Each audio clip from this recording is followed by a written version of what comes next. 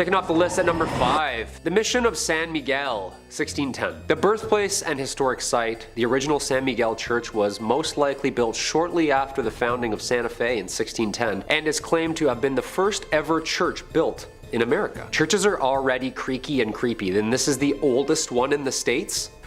Okay, here we go. This church was built right across the Santa Fe River in the area referred to as the Barrio de Analco, which was inhabited mainly by the native population for the past 1,000 years. The San Miguel mission was first mentioned in writing in 1628, indicating it was in use at that point as both a mission and a school. Although intended as a mission, the Spanish also used it as their parish church until the parroquia was completed. The original San Miguel church was probably much smaller than the structure present, with more of a rectangular apse, a slightly raised sanctuary, and a simple front elevation with no towers at all. The surviving foundations were excavated and closely researched by Bruce Ellis and Stanley Stubbs in 1955. Although the present building dates from 1710, it has undergone a multitude of significant structural changes since its infamous riot in which partially destroyed the building during the Pueblo Revolt of 1680. This was an uprising of mostly the indigenous Pueblo peoples against the Spanish colonizers in Santa Fe de Nuevo Mexico. The Pueblo Revolt killed around 400 Spaniards and drove the remaining 2,000 settlers out of the province, which is where the creepy stuff kinda sits around. Since its construction, there have been over 300 years of ghostly apparitions seen at these ruins. You can never really pinpoint a specific person at this location, but there are numerous sightings that have been documented over the years, ranging from ghost horses, dragging sounds, and loud bangs resembling warfare. The San Miguel Chapel still stands after 400 years due to its local, national, and international community that has supported its preservation and history. Everybody chipping in. I love it. Little TLC. I bet you this is also where you see ghosts on different floors that used to be there or behind walls that don't even exist anymore. Like, are they bound by these structures forever? They're just like...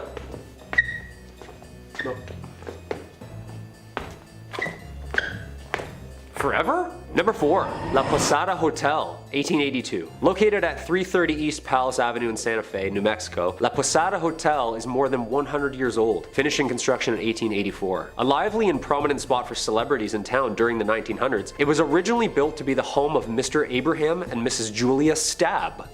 Perfect last name for the start of something scary. Stab. A prominent businessman and German immigrant, Abraham had constructed this beautiful Grand French Second Empire estate ready to make a life working with his brother Zack in business and eventually settling down in this historic town, with the mansion acting as a social hub for both the business and celebrity events. It is said that the Stabs have 7 children, one of which died at birth, and which in fact led Miss Stab to a depressed self-exile state, dying at the age of only 52. The mansion was converted into a hotel in 1936, shortly after the rubble of the Depression had cleared, and it is said that Julia herself haunts the rooms of La Posada Hotel. Guests have made claims to hear voices in vacant bedrooms, lights flickering on and off, and even doors slamming in the middle of the night. Voices saying things like, "I'm in here." It's never just like casual and calm, like, "Oh yeah, just leave the door open, I'm in here, come on in." It's always a creepy whisper in here like, "I'm in here."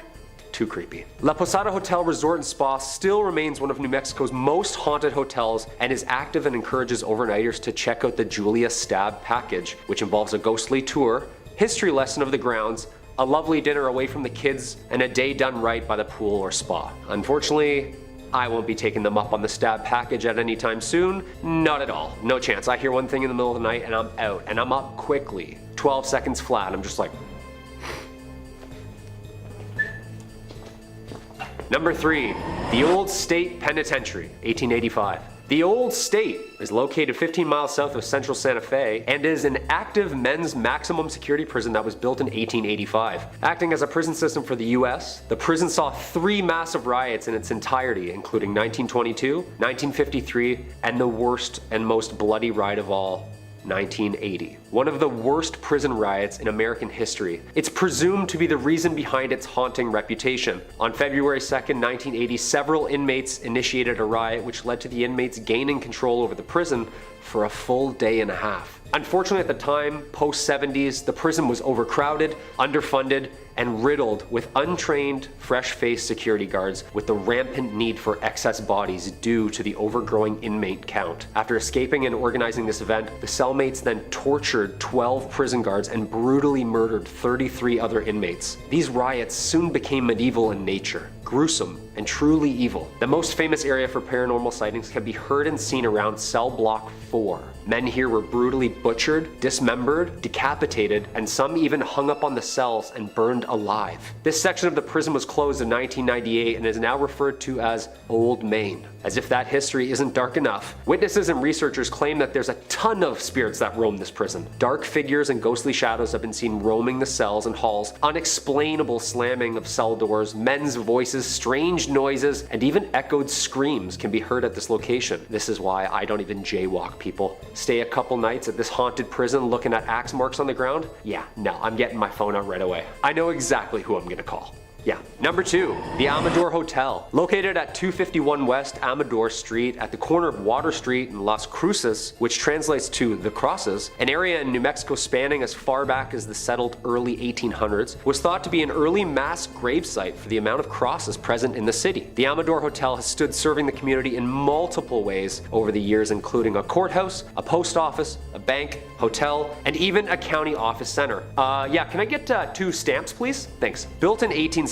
the Amador Hotel is a popular Las Cruces ghost tour, and some of the rooms were even used as jail cells. Hey, you're grounded for 15 years to life, I don't know. The courthouse was completed in 1885. Amador added another story to the remaining structure, and Amador Hall became a community center where people conversed in drinking and in storytelling. During tours, guests have reported seeing shadowy figures lurking in the hallways, numerous cold spots, flashlights turning on and off by themselves, and having their arms even touched or scratched. Oh yeah, that's it. Just a little to the left. That's perfect. Some even say it's the work of a little ghost girl named Annie, who frequently visits the room on the 2nd floor, giggling. Like, giggling is great and all until like a 200-year-old spirit giggles right in your face. Like, what is still funny? This is terrifying. Joke must have been that good. Little ghost girls? Yeah, that's the scariest ghosts imaginable. 100%. The Amador Hotel ghost tour starts at 8 p.m. and during a visit through the tour of the grounds, history and ghost hunting begins. I'm a strict matinee ghost hunter myself, only during the day, or never.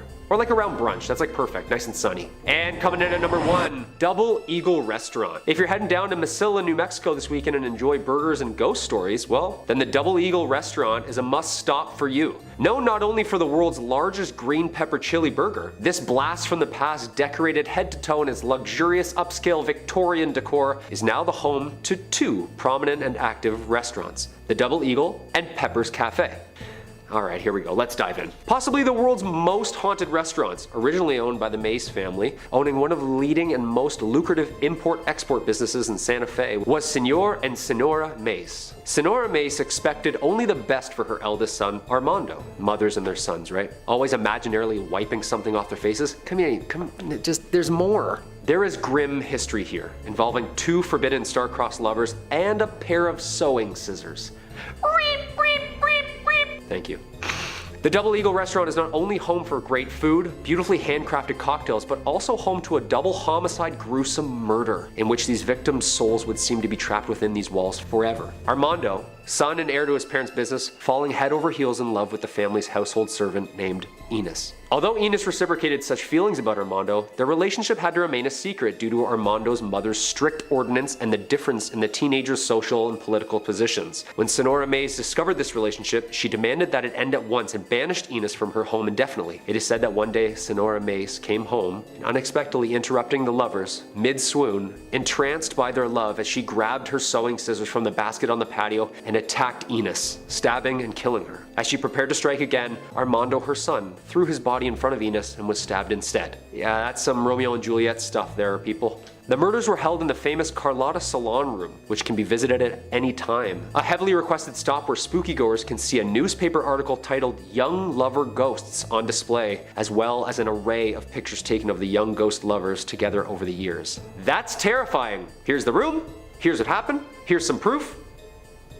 That's all I need to know. I've made my mind up. For never was a story of more woe than this of Enos and her Armando. And I tried to end on somewhat of a happy note. Love lasts forever, and that's what I'm taking from this. Coming at number 5, we've got Gyeongnam Asylum. Like many famously haunted places, this one is scary and well known enough to spawn a feature film, and a pretty darn good one too. Like legitimately scary with plenty of twists and a wicked premise. But beyond the scary flick, which is a whole lot of movie magic and quality pacing, we've got an actual ghost story to look at. Many believe this asylum to be one of the most haunted locations in South Korea, and it attracts all sorts of thrill seekers. Let's just hope their stories end up a little better than those in the movie, right?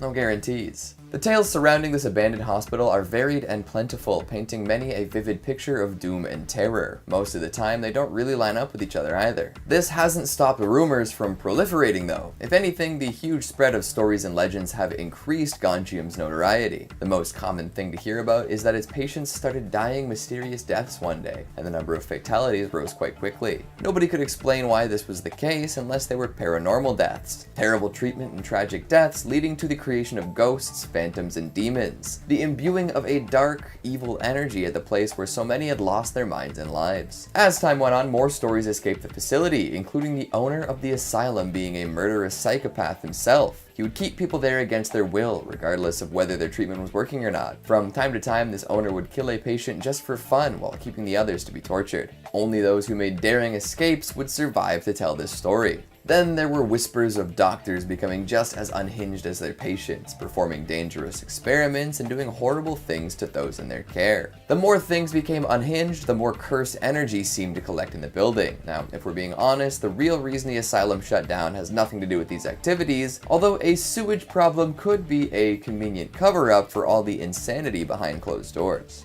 Coming in number 4, we've got the Rolling Hills Asylum. Sounds really pleasant and picturesque, right? Rolling hills evoke an image of calm, breezy stretches of road, some tall grass blowing in the wind, yeah? Well, that might be how they sold this asylum to prospective patients and their families, but the reality of life here is far from the pastoral charm implied by the name. And it didn't really start as an asylum either. It was more of a place for all sorts of unsavory characters to be collected to ensure they didn't cause any problems for more upstanding members of society. Definitely not a way for the rich to put all the people they didn't want to think about in one convenient location away. Of course, when you put all sorts of poor, sick, and mentally ill people in a cramped place and just sort of leave them there, things don't improve at a great speed. The opposite, if you can believe it. There were almost 2,000 recorded deaths here, but that does seem to be a bit of an underestimate. As is the case with plenty of spots like this, all sorts of undocumented deaths did occur, and it's said that there are hundreds of unmarked and unaccounted for graves on the site. The result of all this death, overcrowding, and lunacy is a legacy of ghosts and demons. Rolling Hills is well known for paranormal activity these days and attracts a fair deal of enthusiasts quite often. In fact, there are all sorts of ghost tours offered to those who don't think sneaking into a haunted asylum is a good idea.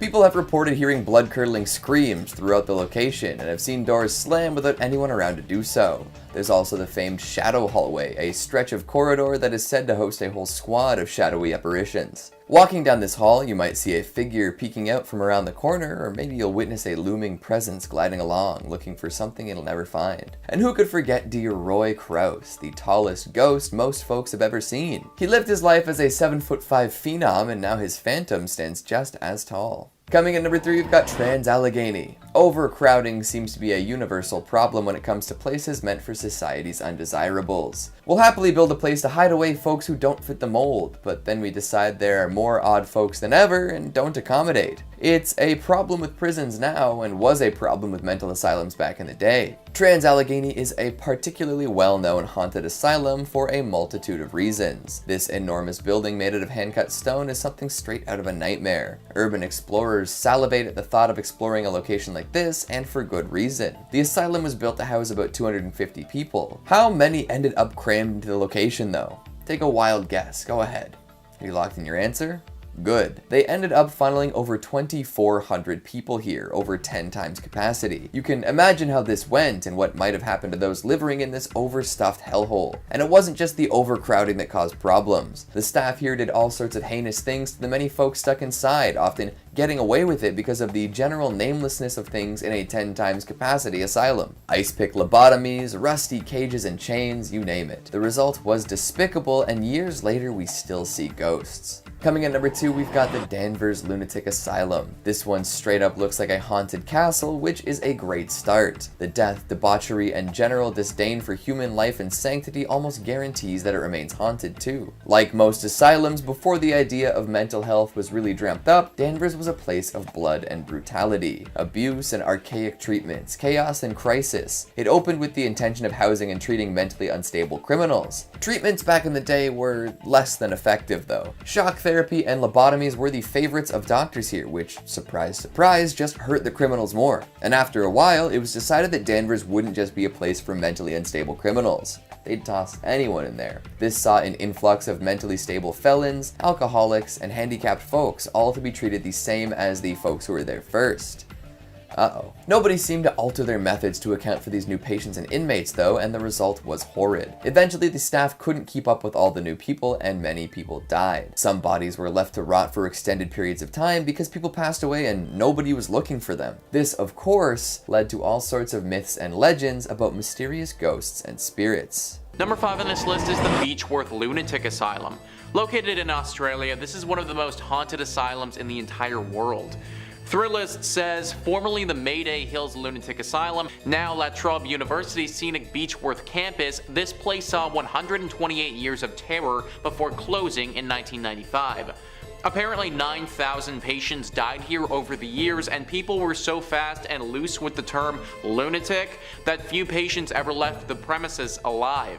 It comes as no surprise that a few people lingered after death.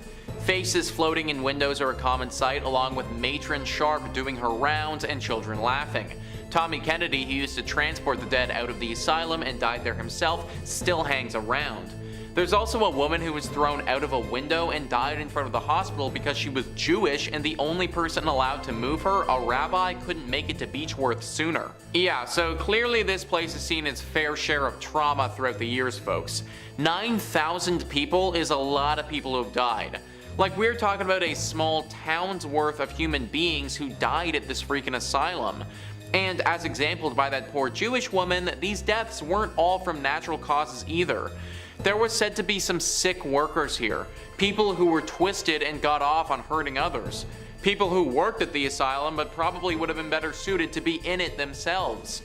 Asylums in general are already susceptible to haunting considering what's going on, but when you have this amount of death and atrocities take place, it just makes it that much easier for ghosts and paranormal entities to cling on. Many of the locals don't even come close to this place anymore, and a lot of the tourists who do go here thoroughly regret that decision soon afterwards. These entities are angry and want to punish those who are living for what happened way back then. I don't recommend being one of the people who gets punished. And finally, number 1 on this list is the Waverly Hills Sanatorium.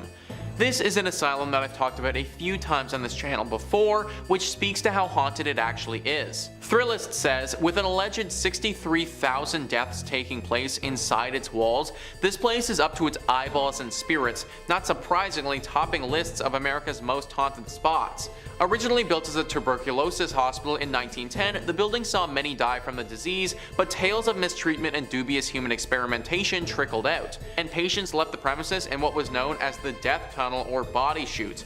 Apparitions including Timmy, a boy who likes to play with rubber balls who's been caught on tape, the nurse who hanged herself in room 502, another nurse who fell from the same room's window, and scattered screams and footsteps have all been seen. 63,000 deaths.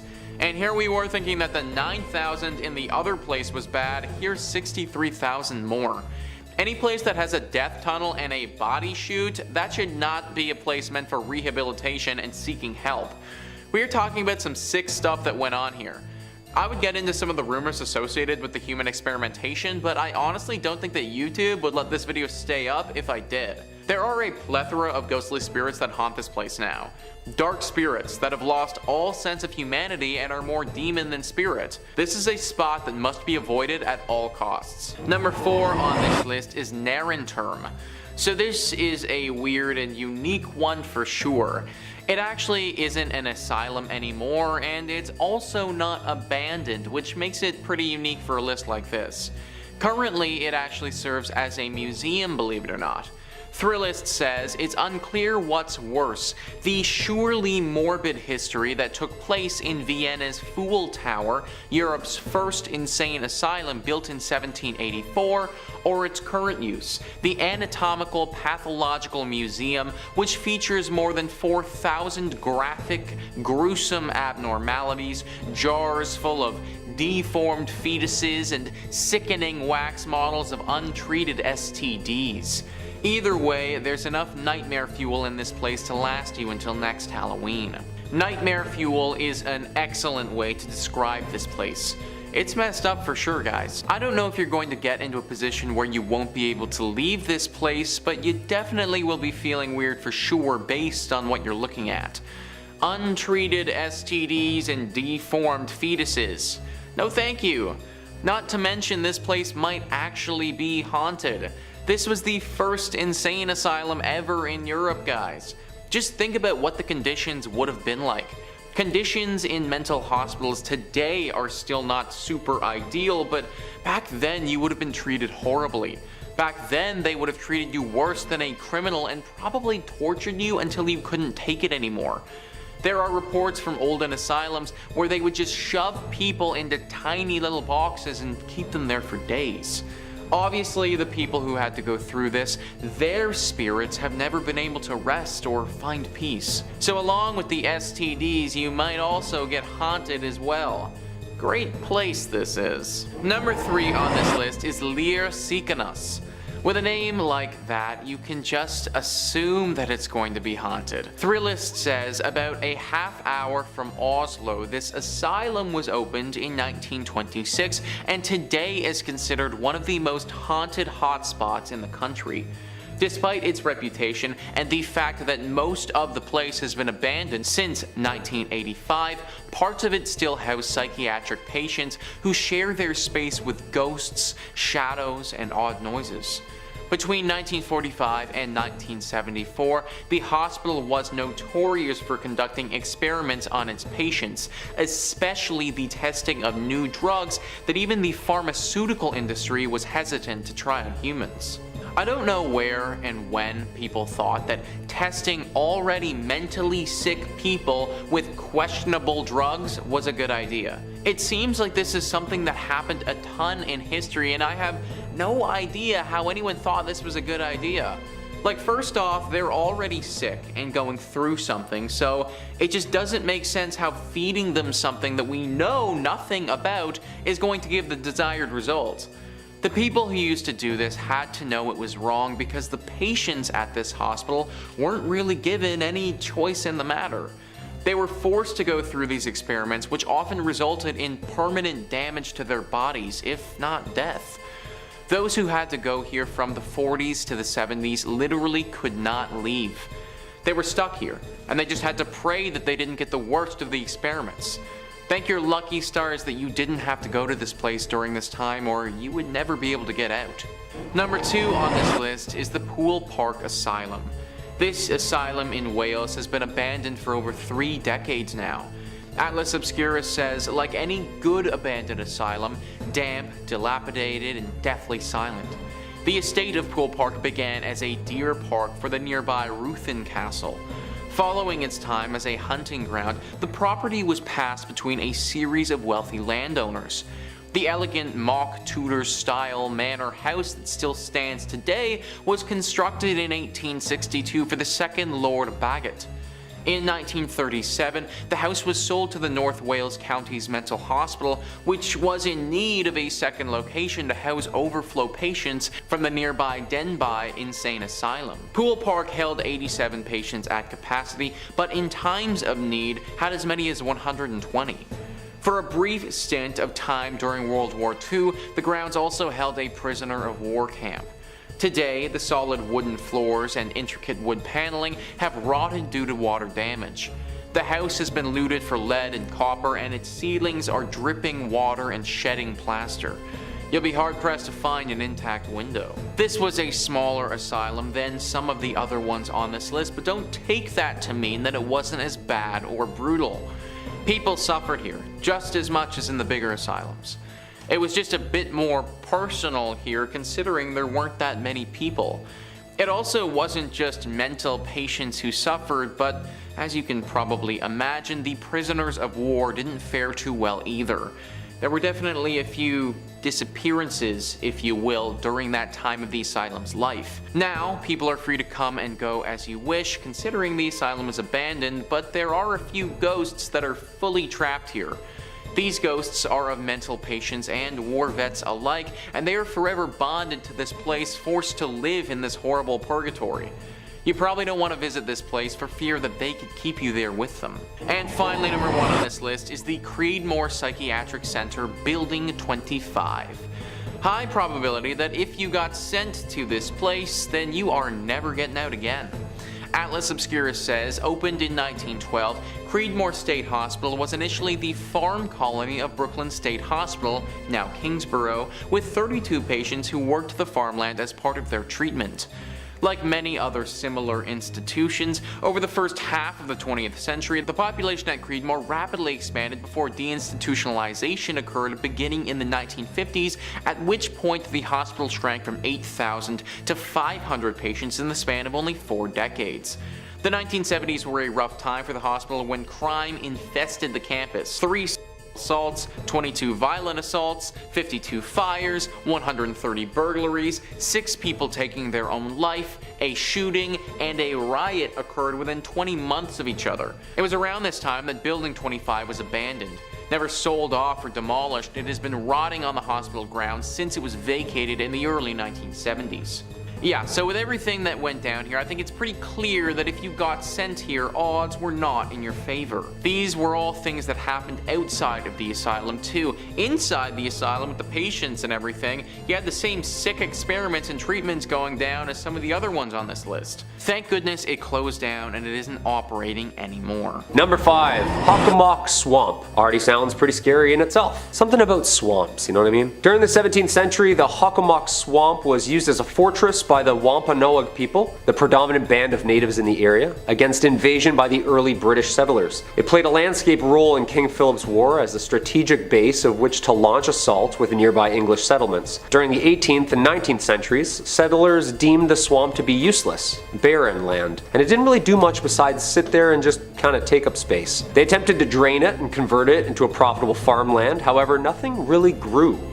The natives of the region placed a much higher value on the swamp, however, for centuries. The first people had relied on hunting food there, riddled with fauna, and the swamp had gained an important legend and folklore among them as being a place where many things meet. They named it Hakok, the Algonquin term meaning place where spirits dwell, and that's exactly what people say they do. Dwell there. What makes this swamp so haunted is the different purposes it was used for. A cesspool for bones of the fallen. Some places are just more susceptible to violence and death over the years, and that reputation of spirits lingering is what's so heavy and cold about this location. Much of the swamp served a dual purpose as a sacred burial ground as well. The Hakok is occasionally referred to as the home of the Hobomok. The Wampanoag people worshipped and feared Hobomok, the chief deity of death and disease. Hobomok, composed of human souls of the dead, was known to congregate in areas like the Hakok Swamp. Thus the term and lore stuck. Yep, just a giant mud monster swallowing souls. Charming. There are many stories and legends that have become associated with this swamp and are even connected to the number 1 on my list. It remains a place of mystery and fear and apparently good frog catching. Number 4,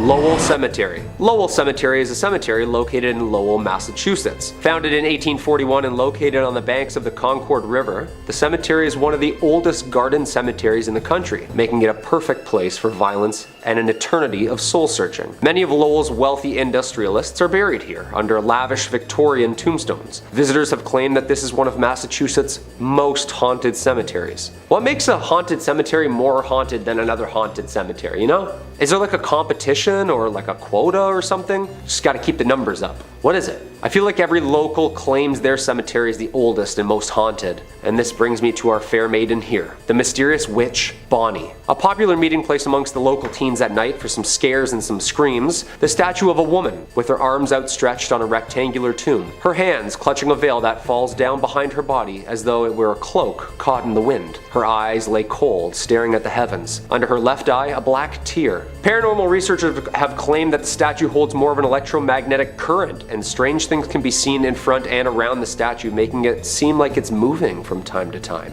Creepy. There is local lore that if you leave a coin or ribbon on the statue, then you'll get good luck, and in return, if you steal or take the items from the statue, the haunting whispers of bad karma will follow. Although research shows that this gravesite holds no actual sinister history, the ghostly sightings surrounding it are a hotspot within the cemetery. I bet at night under the moonlight this woman could be very terrifying. Number 3. Boston Common. Most common fact about the Common: one of the most haunted places in Boston. That rhymed really weird, didn't it? If you're out for a walk and feel the need to brush up on your American history, then you can be sure to either see the ladies by the trees or the Patriot men rushing the battlefront. Well, what's left behind from them at least. The Boston Common had a multi-purpose identity through the centuries. Originally as a farm, and then trading grounds for the British and American military, the Common was used as a camp during the American Revolutionary War. 20 minutes to load these old muskets and a lot of people dying. It was also used for public hangings up until 1817, most of which were from the large oaks, which were eventually all replaced with gallows in 1769. These grounds held weight during the witch trials and made a perfect open concept park that a spectacle could be enjoyed at. These people were sick.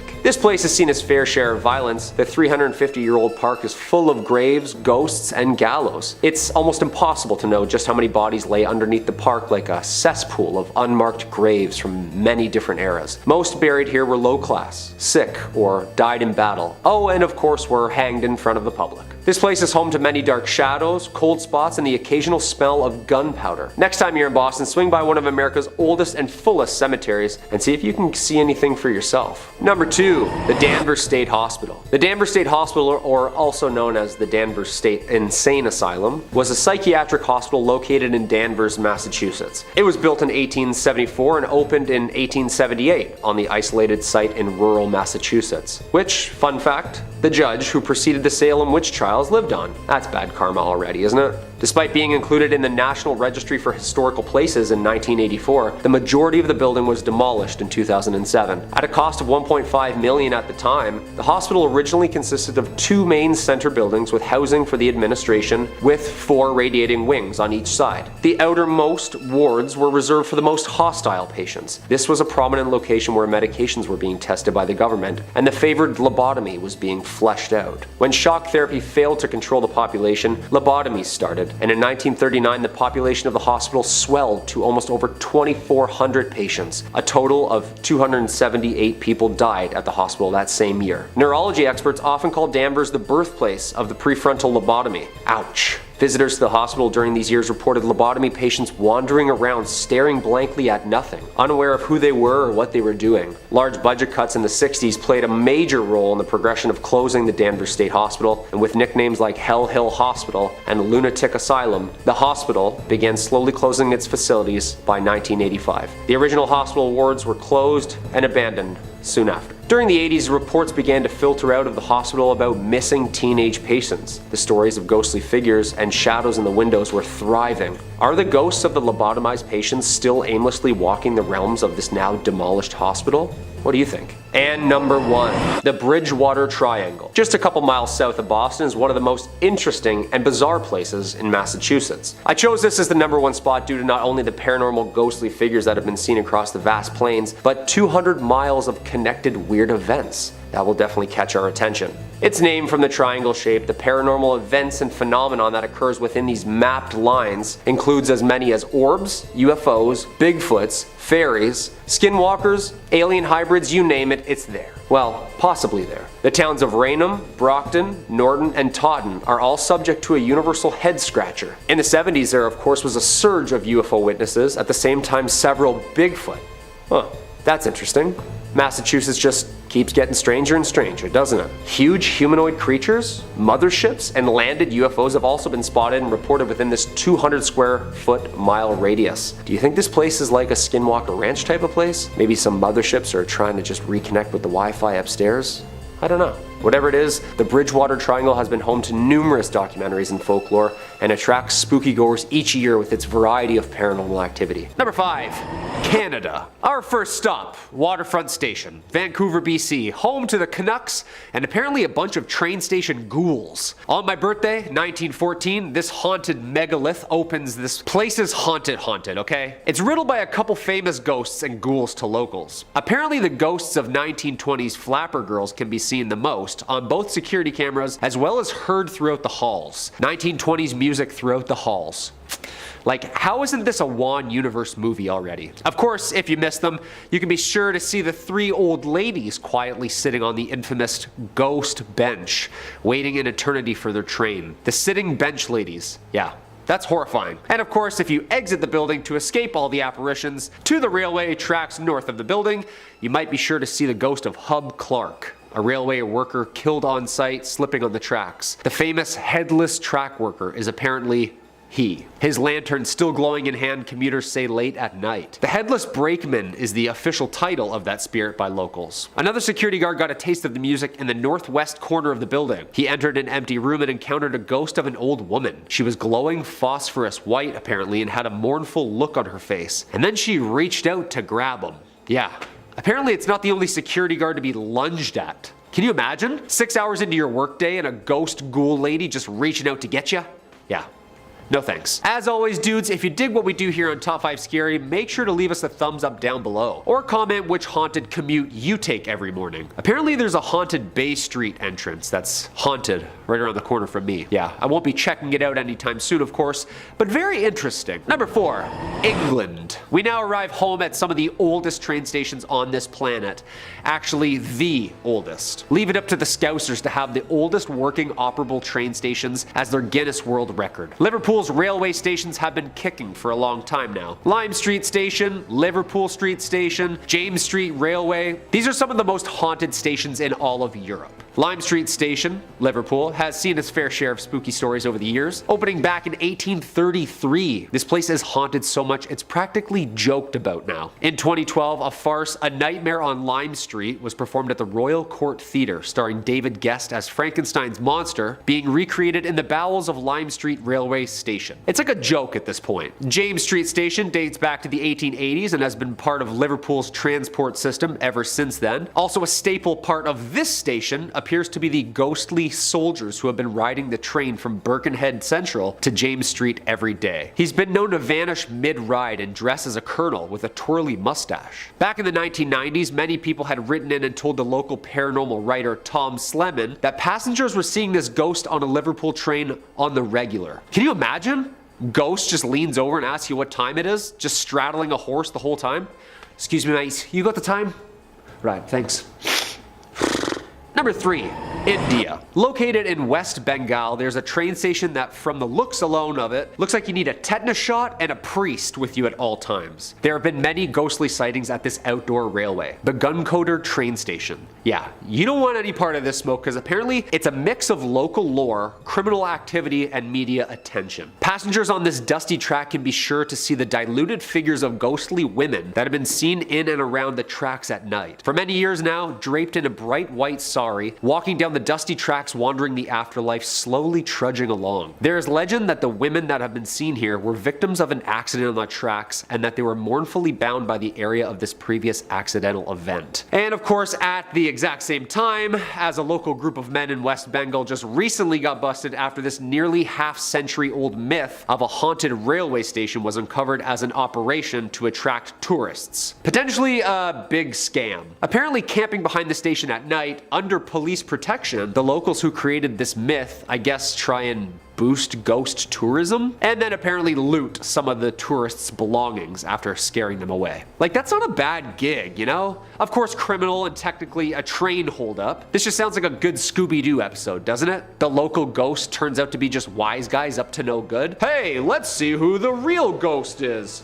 Huh? Number 2, Ireland. Again, at first, I thought the oldest train stations would be like in America somewhere, in the South or something. Some like Wild West type ghost locomotives just chugging along. Just carrying like pounds of gold or something.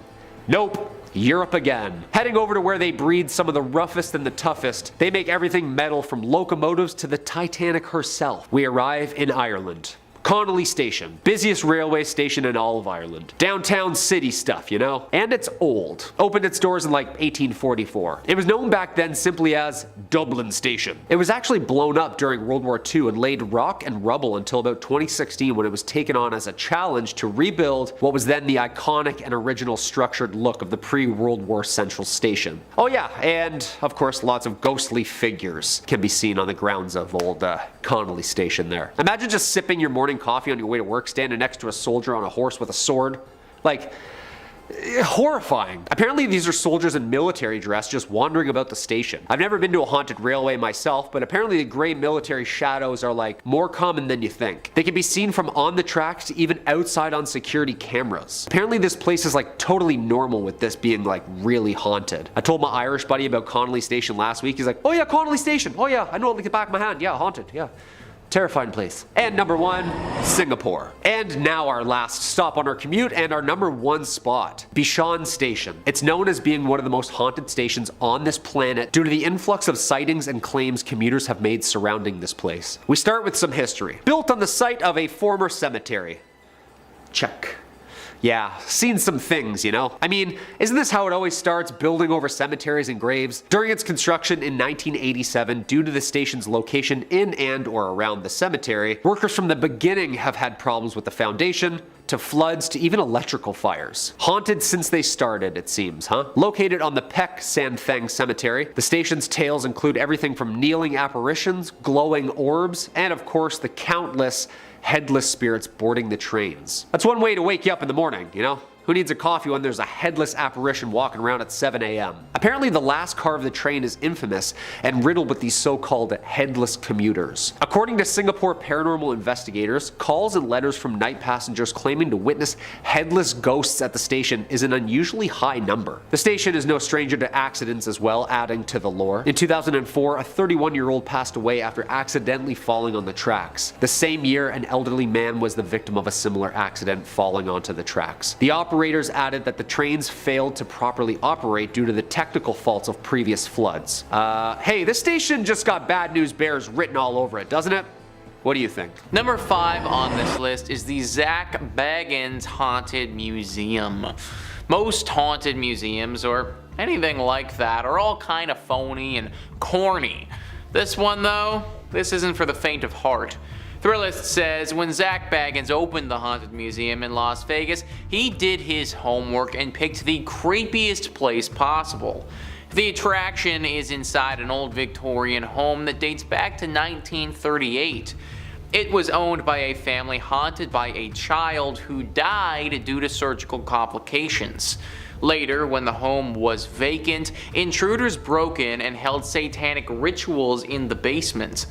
Adult actress Jenna Jameson actually grew up in the house and swears the stories are true, but doesn't like to talk about it too much. Today, you can take a guided tour of the Haunted Museum, frequently used as a filming location for Beggins' ghost adventures on the Travel Channel and Discovery Plus. The museum packs a lot into one visit with more than 30 rooms. Things start off relatively tame with a look at spooky artifacts and a gambling parlor and a closet full of creepy dolls. But the pace picks up with exhibits dedicated to notorious serial killers, an up-close look at a Volkswagen van used as a death machine by Jack Kevorkian, and a haunted hallway of killer clowns.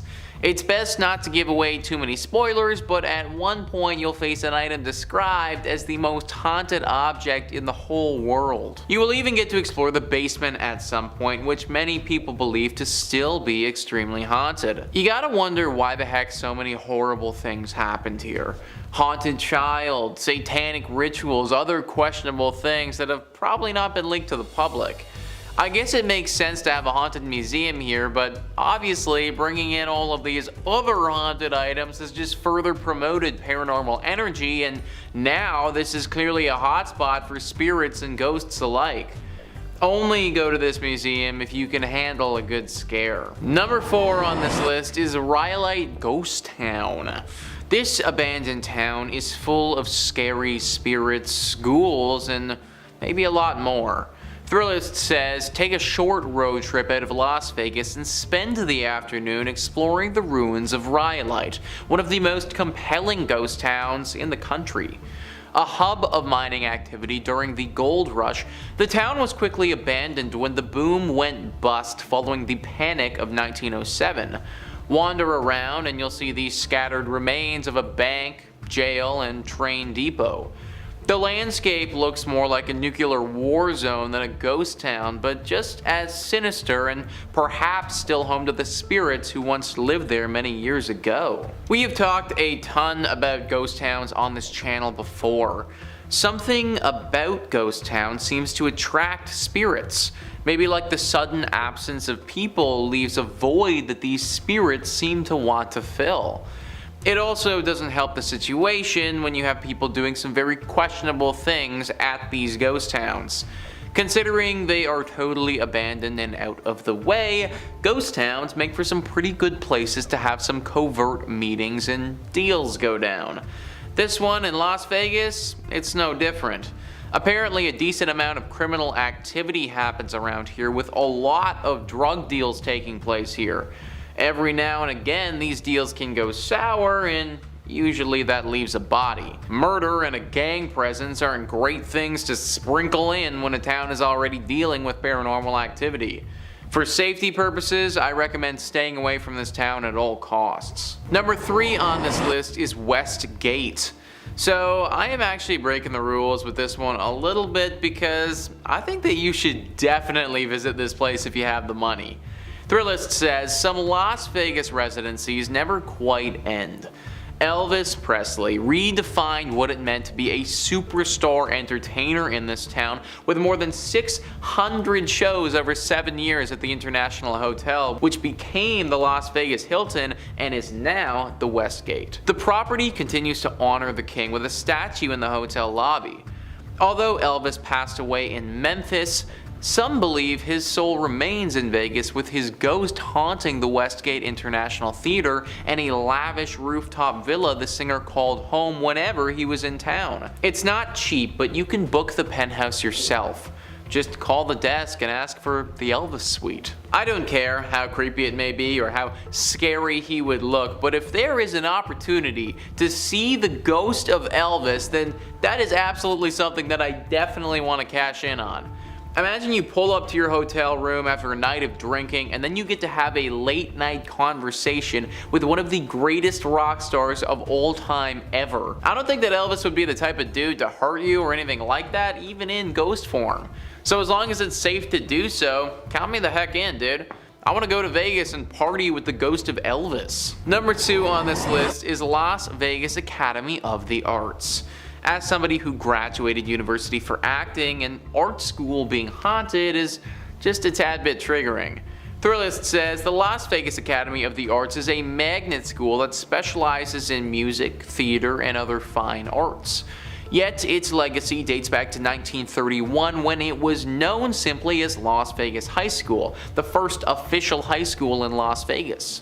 The site has seen its share of renovations over the years, although 2 of its 3 original buildings remain on campus with their sturdy brick exteriors still in place. Generations of students have swapped stories about Mr. Petrie, a ghost that roams the hallways and haunts the school's theater. Some claim to hear strange noises or feel a chill, especially when rehearsals carry over to evening hours. So, who is Mr. Petrie? Some believe he was a former teacher. Others claim he owned a home that previously stood on the site of the school and burned down in a mysterious fire. Nobody knows for sure. All everyone does know is that Mr. Petrie is a menace. Let me tell you folks, acting is hard enough as it is without some creepy ghost causing problems for you mid-monologue. And apparently he likes to do that all the time. Many shows and performances have been ruined by Mr. Petrie, and the worst part about it is that he will only show himself to one person at a time sometimes. So the lead actor will be out there doing Hamlet, and then all of a sudden see a ghost in front of him causing problems. The actor will naturally freak out and lose their mind, but no one else will see the ghost. They'll just see the actor on stage losing it, which kind of makes the actor look like a bumbling idiot, but really they're getting attacked by some ghost. Try a different art school if you're looking for an artistic education. Number 1 on this list is Bally's. If Trivago or any other site like that tries to recommend you stay at Bally's, don't fall for it, guys. Thrillist says the worst fire in Nevada history tore through the old MGM Grand Hotel on November 21st, 1980. The blaze killed 87 people, mostly due to smoke inhalation, while helicopters rescued survivors from the roof. The property was eventually sold and renamed Bally's, while a new version of the MGM Grand reopened a few blocks south on the Strip. The tower engulfed in the fire is still part of the hotel, and guests sometimes claim to see unusual shadows in hallways, hear strange noises, and notice furniture that mysteriously moves in the rooms, especially on higher floors that saw the worst of the flames. Many believe the strange activity is caused by the spirits of those who didn't survive the tragedy. 87 people dying in a tragedy like that is always going to leave something terrible behind, and that's what we have here. 87 spirits are now restlessly floating around in purgatory at this place. They tried to remodel and change the name and forget everything that happened, but an incident like that cannot be forgotten. The people who died and their spirits, they can't be forgotten. They're still there to this day, haunting the place and trying to seek help. Many of the reports haven't talked about these ghosts being evil, but just being misunderstood and trying to get out of this place. They didn't ask to die in a fire, and they also didn't ask to be left in this purgatory place forever. I would imagine that they want to move on, they just don't know how to get free of this. Hopefully someone can figure out a way to save these souls and let them pass on for good. Number 5. The Castle of Good Hope. Coming up first on our list of haunted hotspots is going to be the Castle of Good Hope in Cape Town, South Africa. It was first built in the 17th century by the Dutch East India Company, so you just know there's bad vibes there to begin with. It's the oldest colonial building in South Africa, and if you believe the local legends, it's allegedly one of the most paranormal spots in the country. The first reported paranormal sighting from the castle came from 1915, when a tall, pale, mysterious man dressed in black, he sounds familiar, whose attire didn't match the era at all, country or anything, appeared seemingly out of nowhere, walking alongside one of the castle's ramparts before vanishing as soon as he appeared. Now that's pretty weird, definitely, not quite enough to label a place haunted, but it was a one-off incident, right? Well, in 1947, this same strange man kept appearing, making regular visits for weeks on end. He'd be jumping off the castle's walls, seemingly plummeting to his doom, only to reappear again to do it all again. I gotta be honest, he sounds kinda sick, all things considered. Sounds like he just wants to bungee jump and vibe out as a ghost. Another popular story from the castle is that of former governor, one Peter Gijsbert van Noot. Whew, you try saying that 5 times fast. He passed in the castle on the 23rd of April, 1728, the same day he had sentenced 7 army deserters to the death sentence. The legend has it that one of these soldiers hexed him and demanded he face him and watch the execution. Van Noot was apparently a bit squeamish and refused the invitation, and later that day was found dead at his desk, slumped over. And some believe his ghost still wanders the castle's halls. And there were more ghosts I couldn't even fit into this one video because there's so many hauntings from this place. I recommend you read up about it afterwards. And if you want way more videos about haunted spots, ghosts, goblins, aliens, cryptids, conspiracies, true stories, fake stories, we got all of that and then some. So click through on Top 5 Scary, find something to watch, something to fall asleep to, I don't judge. Stay subscribed, stay scared, but stay watching this video. We worked hard on it. Alright, moving on through. Number 4, the Chernobyl Exclusion Zone. Maybe this one's a bit of an obvious pick, but our next entry is going to be the infamous Chernobyl Exclusion Zone, the real-life, post-apocalyptic wasteland of Pripyat. Have you ever heard the word Kenopsia? Maybe not. I don't even know if I'm pronouncing that right. I only learned this word today. But it refers to a feeling of seeing an atmosphere that you know is supposed to be populated, but isn't. And I feel like that word definitely applies to Chernobyl, or like liminal is a very good feeling too. It is kind of a liminal space because you see all of these buildings and you can imagine a life happening there, but it's frozen in time. The Chernobyl blast would be enough to cover a whole video and then some. I heard there was a very good HBO series about it. And trying to cover it in under 2 minutes would be foolhardy, so here's the super quick Coles Note versions, is that a late night safety test simulating a station blackout power failure ended up starting a huge blast, which eventually threw radioactive material that blew all over Pripyat and the surrounding areas, causing everyone to have to pick up everything and evacuate, never to return. 50,000 people used to live here, and now it's a ghost town. And yeah, I'm not gonna lie, I only know that line from COD 4. All gillied up, best level in the series. That one's just for my gamers out there. Now you can actually visit Chernobyl, although they don't really recommend you do. You know, it's not a fun hotspot for tourism or anything. People who delve into the zone for recreation, or to find things, are called stalkers, named after the Tarkovsky movie of the same name, revolving around visits to a strange zone, and not the video game Stalker, where bandits raid the apocalyptic zone, although you would be forgiven for thinking that. Visiting the zone is no easy task. For one, it's recommended that you absolutely go with a guide or someone who knows the area very well, and then come all the requirements. You mustn't touch anything whatsoever. No vegetation. There are wild dogs that live in Chernobyl, and they're very cute, but you can't touch them at all because there could be traces of radiation in their fur.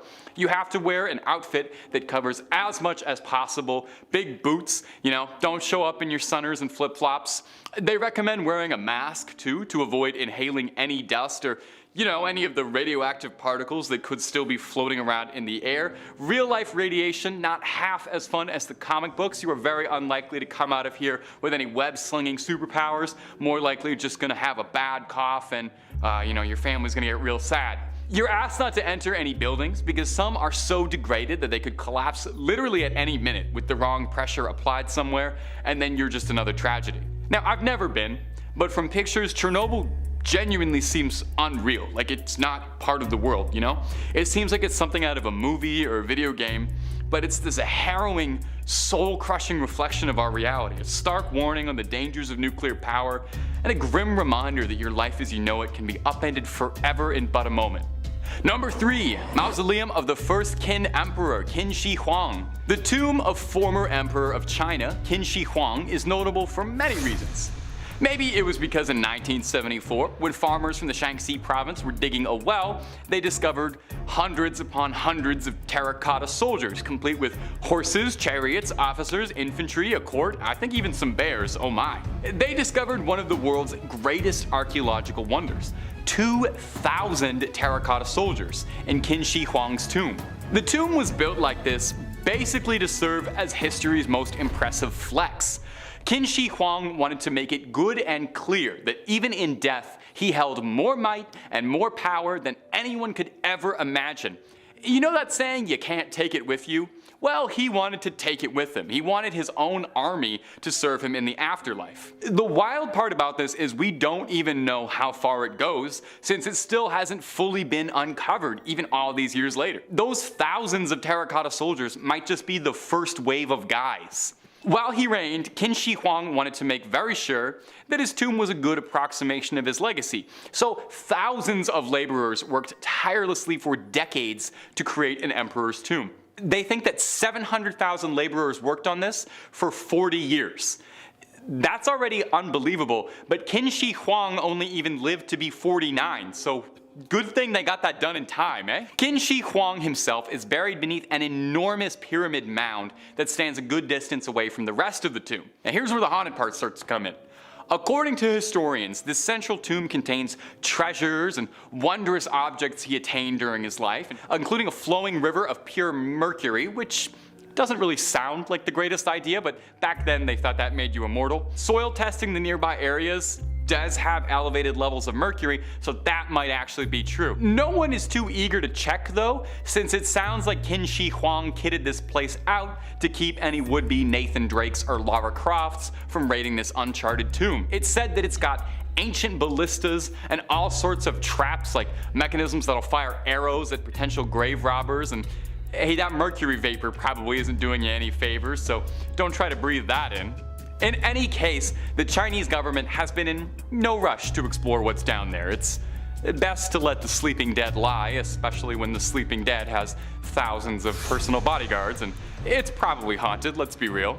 Number 2. Snake Island. Our next entry, Isla de Quimada Grande, is formally dubbed as Snake Island, which really should tell you right off the bat that whatever I'm about to describe is not a friendly place. Traditionally, places are only named things like Snake Island if they're like, you know, filled to bursting with snakes, or if they're home to like a snake-themed supervillain or something. I'm pretty sure the guys who fought G.I. Joe lived on Snake Island. Anyway, Snake Island is called that because by conservative estimates, there's roughly a snake for every square meter of the island, meaning there's anywhere from 4,000 golden lancehead vipers or more living there. There's more snakes than there are people, and that's because most Brazilian locals know way better than to go to an island where one of the most venomous snakes on the planet live. Yeah, I left that part out. Well, I'm talking about it now. It's not just like garter snakes slithering about here. Ilha de Queimada Grande is home to the golden lancehead, a beautiful creature in its own right that just happens to be one of the most lethal bites to humans. A bite from this snake can cause, let's list off some fun side effects, kidney damage, necrosis, brain hemorrhaging, venom poisoning, and oh, my favorite, internal intestinal damage. So just leave them alone.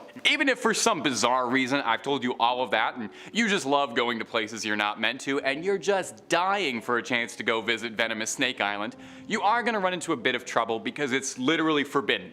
The Brazilian government strictly monitors those who travel. Naval forces do visit annually to maintain the lighthouse, and there's a research station to study and analyze the local population, but all of these visits are accompanied by paramedics and trained doctors, just in case any of the locals decide to say hello the only way they know how. Am I the only one who thinks the golden lancehead is kind of cute, like in a little weird way? I don't want one as a pet, but I don't know, I think these danger noodles have very cute little eyes, but maybe that's just one of my red flags. And number 1, Poveglia. This list has not been pleasant. I guess I should have expected that, given the tone of all of these wretched, horrible, and haunted places. So let's close this list off and find somewhere nice and sunny to get away from all of life's woes. Maybe somewhere nice like, I don't know, Italy? Maybe somewhere off the coast of Venice, like the island of Poveglia? Now, Poveglia is an infamous island in Italian history. It once served as a quarantine zone and final resting place for victims of the Black Plague. You know that one. As the plague ravaged Europe and paranoia set in across the lands, it was said that anyone who showed so much as a symptom, if you had a runny nose, they shipped you off to Poveglia to live out the rest of your days. Oftentimes, they would send people who weren't even really sick. You just complain about a headache trying to get a day off work and you're on a longboat to the last island you're ever going to go to. It's said that over 50% of the island's soil is made of burned human ash. Let that set in for a second. The ground itself is haunted. In the early 19th century, the island converted from a quarantine zone to a mental asylum because I guess it thought that that wasn't scary enough. The asylum did not do much to improve Poveglia's reputation. Instead of being home to the sick, now it was home to droves of mentally unwell patients being made into victims by a doctor's sick experiments. Cruel doctors at the asylum would impose their patients into lobotomies with no concern for sanitation or their safety, with chisels, drills, and rarely if ever using anesthetic. An old ghost story has it that the main doctor at the asylum was haunted by the spirits of his former patients and the crimes he'd committed, and it drove him to such madness that he cast himself off the bell tower of the island, where they say his screams can still be heard. Now, if I told you all of that and you still want to visit, first of all, why? And second of all, you're going to need to be pretty crafty, as it's totally completely forbidden. You will be pressed to the fullest extent of the law if you're caught trespassing, not even remotely worth the risk if you ask me. At best, you get arrested. At worst, haunted for the rest of your days. Number 5. Eastern State Penitentiary. Starting off the list is Eastern State Penitentiary. It was a prison built in Philadelphia that wanted to stand out from the rest of the American penal system, trying out a new method of punishment called the Pennsylvania system. Well, do tell, what is the Pennsylvania system? It's not pleasant and has absolutely nothing to do with cheesesteaks. The Pennsylvania system refers to imposing the prisoners to solitary confinement all of the time, 24/7. The prisoners lived alone, ate alone, exercised alone, and were only ever allowed to interact with prison guards. When they were being transported or moved around the prison, the guards would make them don black hoods. Guess it's not nearly as sunny in Philadelphia as Frank Reynolds would have you believe. Now, this might not surprise you, but this was not a terribly popular system with inmates. The miserable conditions made the inmates' lives horrendous, but the prison didn't care too much. The system only ended up collapsing in 1913 due to overcrowding in the prison. But Eastern State didn't let this stop them from acting sadistically, and really, if anything, just inspired them to get a little more creative. Prisoners would have their tongues chained to their wrists. Unruly, troublesome prisoners would be chained to chairs for days on end. They would douse prisoners in freezing cold water, and perhaps worst of all, would trap prisoners into a pit they affectionately nicknamed the Hole, where they'd be kept in the darkness for weeks on end. I'm really not sure if that's any better than the original system. In 1970, after decades of terrorizing its inmates, Eastern State let the last of its inmates free and closed the gates permanently, only to crack them back open a little bit as a tourist location, reopening its walls as a haunted attraction. Due to its horrific history and ominous atmosphere, the prison was rebranded as a haunt, with legends saying that you'll hear all kinds of disembodied laughter, screaming and crying, ghostly figures, shadows moving across the wall, and unexplained footsteps. And if you're looking for more scary stories about prisons or really about anything, then you're at exactly the right place. Stay subscribed to Top 5 Scary for more new scary videos every day. Number 4. Ohio State Reformatory. Ohio State is the picture of a perfect prison. I mean, literally, it was the set for the Shawshank Redemption, so it's kind of a big deal in the prison world. The prison first opened its gates in 1890 and was initially an intermediate penitentiary, a facility for first-time offenders who were deemed too violent to be in other prisons. The inmates were taught basic trades for release and reintegration. However, the prison population started to swell too much by the 20th century, and the reformatory was forced to accept inmates convicted of serious crimes. While day-to-day operations weren't too terribly out of the norm for any other prison, one event in the 1930s may have contributed greatly to the paranormal rumors surrounding it. In the late 1930s, a riot broke out in the East Cell Block, and as punishment, the guards rounded up 120 rioters to share 12 solitary confinement cells together for a week without any food or water. Obviously, this led to multiple prisoners passing away, and even more being broken down to the point of madness. Just outside the prison stands 215 numbered graves, a monument to all the horror that the prison had experienced over the years. Since then, the prison itself has reformed, rehabilitating itself much like Eastern State as a haunted house. Visitors and tour guides who walk through Ohio State report feeling inexplicable chills while walking through the prison's walls. Witnesses say they hear cell doors slam and see dark figures. Those brave enough are welcome to take the prison's tour and attempt to track down spirits of their own, or if you're feeling particularly festive for the Halloween season, you can try the Haunted Prison Experience, a guided tour replete with animatronics and actors for that haunted house feel. Number 3. Missouri State Penitentiary. Once dubbed the bloodiest 47 acres in America, it is no surprise at all that Missouri State Pen is home to all kinds of rumors to be haunted by the souls of its former inmates. The prison was nicknamed The Walls, and shortly after its construction was already home to 2,000 inmates, doubling that size in the progressing years. The prison was home to several riots and escape attempts, with the most infamous attempt occurring in 1954, when some 2,500 inmates participated in a massive day-long riot. 4 buildings burned and the National Guard was called in. Shockingly, out of this, only 4 inmates were fatally injured during this event, and none managed to escape, lending to the prison's hard reputation. Now, the prison has always been reported to be haunted, even during its operation, with both guards and inmates during its service claiming to see spectral apparitions. Most of the ghost stories come out of the prison's oldest building, the A building, home to some of the crueler punishments, including an underground room called the Dungeon, a dank, hostile basement with a low ceiling forcing prisoners into a subservient position where the only light that could be observed was a slit through the door. Modern visitors to the dungeon complain of the disgusting odor of bodies that's pungent, and they feel like they're being watched. Disembodied voices have even been picked up by EVP monitors while wandering through the dungeon. In the control room, visitors report occasionally seeing a spirit called Fast Jack, a medical practitioner from the prison's operating days, who can be seen appearing as a ghastly figure holding a clipboard and a white lab coat, frantically scurrying around the control room trying to carry out some duty from when he was alive, slamming lockers and opening doors. Several ghost hunting groups over the years have investigated the Missouri State Pen, including legendary ghost hunting hero Zack Beggins and the Ghost Adventures crew, finding mysterious voices and what looked like shadow people wandering the halls. Although the bloodiest 47 acres in America might have dried up and the walls are now open to the public, for the inmates who are still impounded there, it's as terrifying as ever. Number 2. West Virginia Penitentiary. Almost heaven. West Virginia, Blue Ridge Mountains, and haunted prisons. The Appalachians might be home to one of the most beautiful parts of the United States, but West Virginia Penitentiary is anything but. In 1863, after West Virginia seceded from Virginia Classic. The new fledgling state needed its own prison, and Moundsville, West Virginia was chosen as the home for their new state pen. The prison's conditions were unlivable. West Virginia Penn frequently made the Department of Justice's top 10 violent prisons in the country.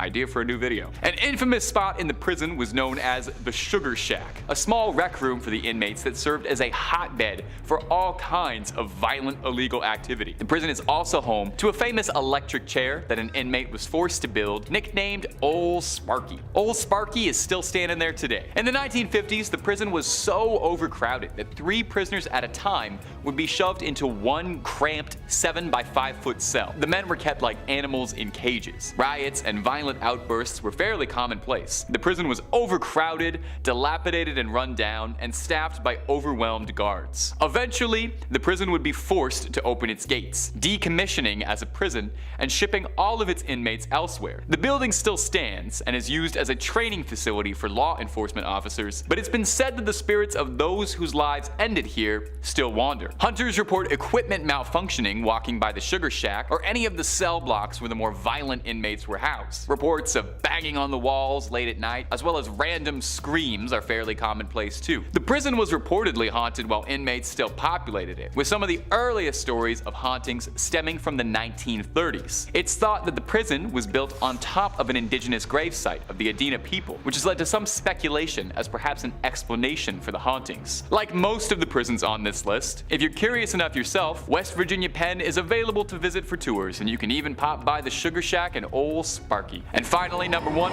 Alcatraz. Alcatraz might very well be the United States' most infamous prison. On Alcatraz Island, just outside of San Fran, lies the notorious jail, built to house America's most deadly inmates, like Al Capone, Arthur Barker, or George Kelly. It was home to a legendary breakout that was made into a film, Escape from Alcatraz, and also set the stage for Michael Bay's action classic The Rock, which was about breaking into Alcatraz. The prison was built to drain the hope out of inmates, to break the spirits of the most rebellious inmates, and was legendary for its awful conditions. Tiny cramped cells, indifferent guards, and frequent bouts of violence and riots were all commonplace. It was once referred to as the Great Garbage Can of San Francisco, where every other federal prison dumped their worst apples. So it's no surprise, given its brutal conditions, that the island is home to several spirits and hauntings from souls that just can't move on. Most ghost investigators report that the hottest spot for paranormal activity in the building is cell 14D, a cell that was also nicknamed the Hole. Gotta wonder if they borrowed that from Eastern State. It was where the most unruly prisoners would be kept when they were being difficult. It's been said that even walking by 14D, you'll immediately feel something's wrong, as if a dark presence or energy is in the room with you. An inmate once spent his last days in 14D, screaming that he was being hunted by an otherworldly creature. Visitors report hearing crying and moaning while walking through cell blocks A, B, and C, where most of the population would have been kept. It's said that a ghost named the Butcher walks through these halls after an inmate named Butcher Malkowitz, a mob hitman, was whacked by another inmate. Now, if this isn't enough haunting for you, some dark tourists also report hearing discordant, disembodied banjo strumming, thought to be a holdover from the spirit of Al Capone, who used to play his banjo in the prison band. Although the prison was decommissioned in 1963, it reopened shortly after, now as a museum and a haunted tour popular with Bay Area locals and visitors curious about learning about one of America's darkest prisons and perhaps its most haunted. Visit if you dare, but just make sure you're able to leave. Number 5, the Stanley Hotel. The Stanley Hotel is as infamous as it is gorgeous. This scenic Colorado hotel isn't just famous for a picturesque view of the Rockies, it's also got quite a reputation for serving as the inspiration for fiction's most famous haunted hotel, the Overlook. Now, it didn't serve as the film set for the Stanley Kubrick film, but it was used for the limited TV series and of course inspired Stephen King's legendary horror novel. In 1974, King and his wife stayed at the hotel, visiting at a time when the hotel was preparing to close down for the season. King states that spending time in such a grandiose location, isolated from the rest of the world, away from other guests and signs of life, hearing this discordant, sad music playing in a giant empty dance hall ignited his imagination. He said he was fired up returning to his room 217, and upon pulling back the curtain to his clawfoot tub, imagined, what if somebody died there? And started writing The Shining that night. Now, Since it's become known as the Overlook, the hotel has developed a real reputation for hauntings, even being dubbed the Disneyland for ghost hunters at one point. Paranormal enthusiasts come to check out everything staying at the Stanley, and the hotel itself encourages this behavior, offering guided tours. Some highlights include, obviously, room 217, the cursed room from the novel, and it's the most requested room in the hotel. Stories go that in the early 1900s, the head housekeeper was blasted through a floor after a gas leak caused an explosion, and they say that her spirit inhabits the room today, and guests report finding help from the afterlife. Luggage unpacked, lights being turned off, I gotta say, that is some room service. They say that almost every room and cranny of the Stanley is haunted in some way. Is it all just legend inspired by the novel, or is truth stranger than fiction? You'd have to book a trip up to the Stanley to find out. Take their Ghost Hunters package when you do, and tell them Top 5 Scary sent you. And if you're looking for more horror content and you just can't wait, you don't have to go anywhere off this page. Click through on Top 5 Scary because we have loads and loads of ghost videos for you to enjoy. Cryptids, aliens, scary stories, pretty much anything scary you can shake a stick at, we've got it. So stay subscribed, stay scared, but stay watching this video because we got way more story left to go. Number 4, the Fairmont Banff. Our next entry is one of Canada's most famous haunted hotels, and you know me, I love a local haunt. That's a little pun for you. The gorgeous property is well known internationally, and not just for its stunning views, but apparently because the place is just top to bottom ghost central. Let's take a look at some of the more notable ones that are haunting the property. The most famous specter at the Fairmont is that of the Ghost Bride. That was a Tim Burton movie, wasn't it? Her story takes us back to the late 1920s, and allegedly it goes that a beautiful young bride was dressed in her gown, ready for the ceremony, when something caught her heel, causing her to slip and fall down the hotel stairs, careening downwards, tragically cutting her life short. Since then, hotel staff and guests alike have reported numerous sightings of a weird veiled figure moving up and down the stairs in a long ethereal white gown, or seeing her in the ballroom by herself, dancing alone, waiting for that first dance she never got. Aww. I dance with you, Ghost Bride. The bride is only one of many ghosts though. The Banff doesn't want to give out the room numbers to avoid any trouble, but allegedly a great number of the rooms in the hotel are cursed. One in question is allegedly the site of a brutal crime, and the story has been told and retold countless times over with details swapped around to make it scarier, but it says that a family was all found dead, and since then, guests have reported horrifying things like hearing screams in the middle of the night or finding handprints on the mirror. If you visit the floor the room is supposed to be on, this room will be closed down to keep guests out, although they say it's just for renovations. Go there, check it out, and then decide for yourself if that's all just a cover story. Number 3, the Crescent Hotel. If you're ever making your way through Arkansas, you simply have to stop off at the Crescent Hotel. It's been called the Grand Old Lady of the Ozarks due to its gorgeous old Gothic design and wonderful mountaintop view. It's kind of a shame almost that such a pretty place has such a morbid, haunted history, but that seems to be a running theme with all these delightful old hotels. The more beautiful they are, the more haunted you are. Its problems began during its construction. A construction worker named Michael plunged to his death from the roof, fatally landing in room 218. Unsurprisingly, since then, that room is said to be haunted, with guests reporting bizarre noises being heard from inside. And this is far from the only cursed tale of this hotel though. Before it found a new life as a hotel, the Crescent was a alternative clinic of sorts, run by a charismatic charlatan by the name of Norman Baker, who claimed that the waters of the nearby springs were so refreshing and so restorative that they could cure any ailment you might have. This might surprise you, but this was not true, as Baker did not have even the most minute amount of medical training. He was just a con man with a winning smile and a bunch of $5 words. Patients would check in expecting to be cured for cancer. That was his main operation. He said he could cure cancer. And his cancer cure was just an injection of corn silk and water, which doesn't do anything. Baker would find himself arrested in 1949, but unfortunately for the victims of his scams, their souls wouldn't find peace just yet. All throughout the hotel, guests report ghostly figures, seeing floating orbs passing through the halls, hearing screams, laughters, and strange bumps in the night. One particularly notable ghost around the Crescent is named Theodora, who was once one of the nurses employed there. Well, nurses. They say she hates mess, and many guests report that they'll discover their belongings have been reorganized for them. I love hearing stories about these helpful ghosts that don't haunt you, they just pack up your stuff for you. Among the cutest stories of spirits, however, is reports of a ghost cat named Morris, who guests claim they can hear purring or feeling a warm sensation on their lap or leg. Oh, the little ghost kitty wants some scritches? I guess he ran out of 9 lives. Guess they're not quite enough. I hope there's some meow mix up in the afterlife. Number 2, the Langham. The Langham Hotel is one of the most famous hotels in England. It's gorgeous and renowned, and it's entertained all manner of famous guests over the many years of its service, and if you believe the rumors, might be entertaining them still if their spirits are still lingering onwards. Built in 1865, is it any wonder now that this hotel is a haunting ground for restless spirits? One of the more reported ghosts to come out of the Langham Hotel is that of a man decked out in Victorian evening wear, seemingly trapped inside room 333. He appears during October, unable to move on from his final resting spot. If you ask the locals, they'll tell you a story of how years and years past, a doctor and his new wife checked into the Langham for their honeymoon. No one seems to agree on what transpired or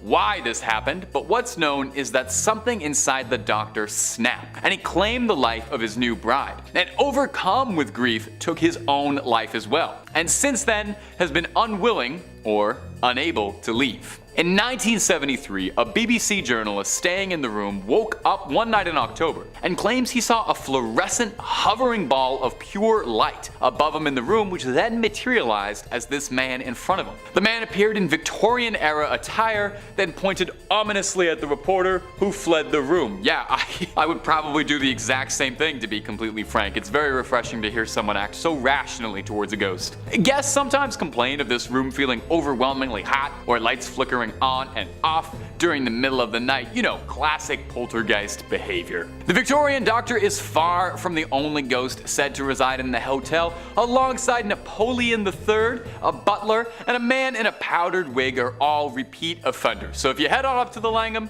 keep an eye out for those beloved guests. And number 1, Myrtle's Plantation. Our final entry is Myrtle's Plantation, said to be one of the most haunted buildings in the entire United States. It's home to many ghost stories and legends stemming from a violent, sordid, unpleasant past. The plantation was first built in 1796, where it traded hands several times between a number of wealthy families. Our first story of haunting comes from 1834, when it was owned by Clark Woodruff, a prestigious judge and, well, also a slave owner. Of his slaves, one was named Chloe, who was a particular target of Woodruff's unimaginable cruelty. She tried to protect herself by eavesdropping and learning what she could do to alter her behavior, but unfortunately, this would just serve as a punishment, as when Woodruff learned she was eavesdropping on him, he had her ears cut off, and then made her wear a green head wrap to not have to look at what he had done. He sounds like a really lovely, lovely guy. Legend states that to strike back, Chloe poisoned a cake the Woodruffs were going to eat at a party. And weirdly, there's some differing reports and versions of this story change the intent. Sometimes Chloe was looking to get rid of them.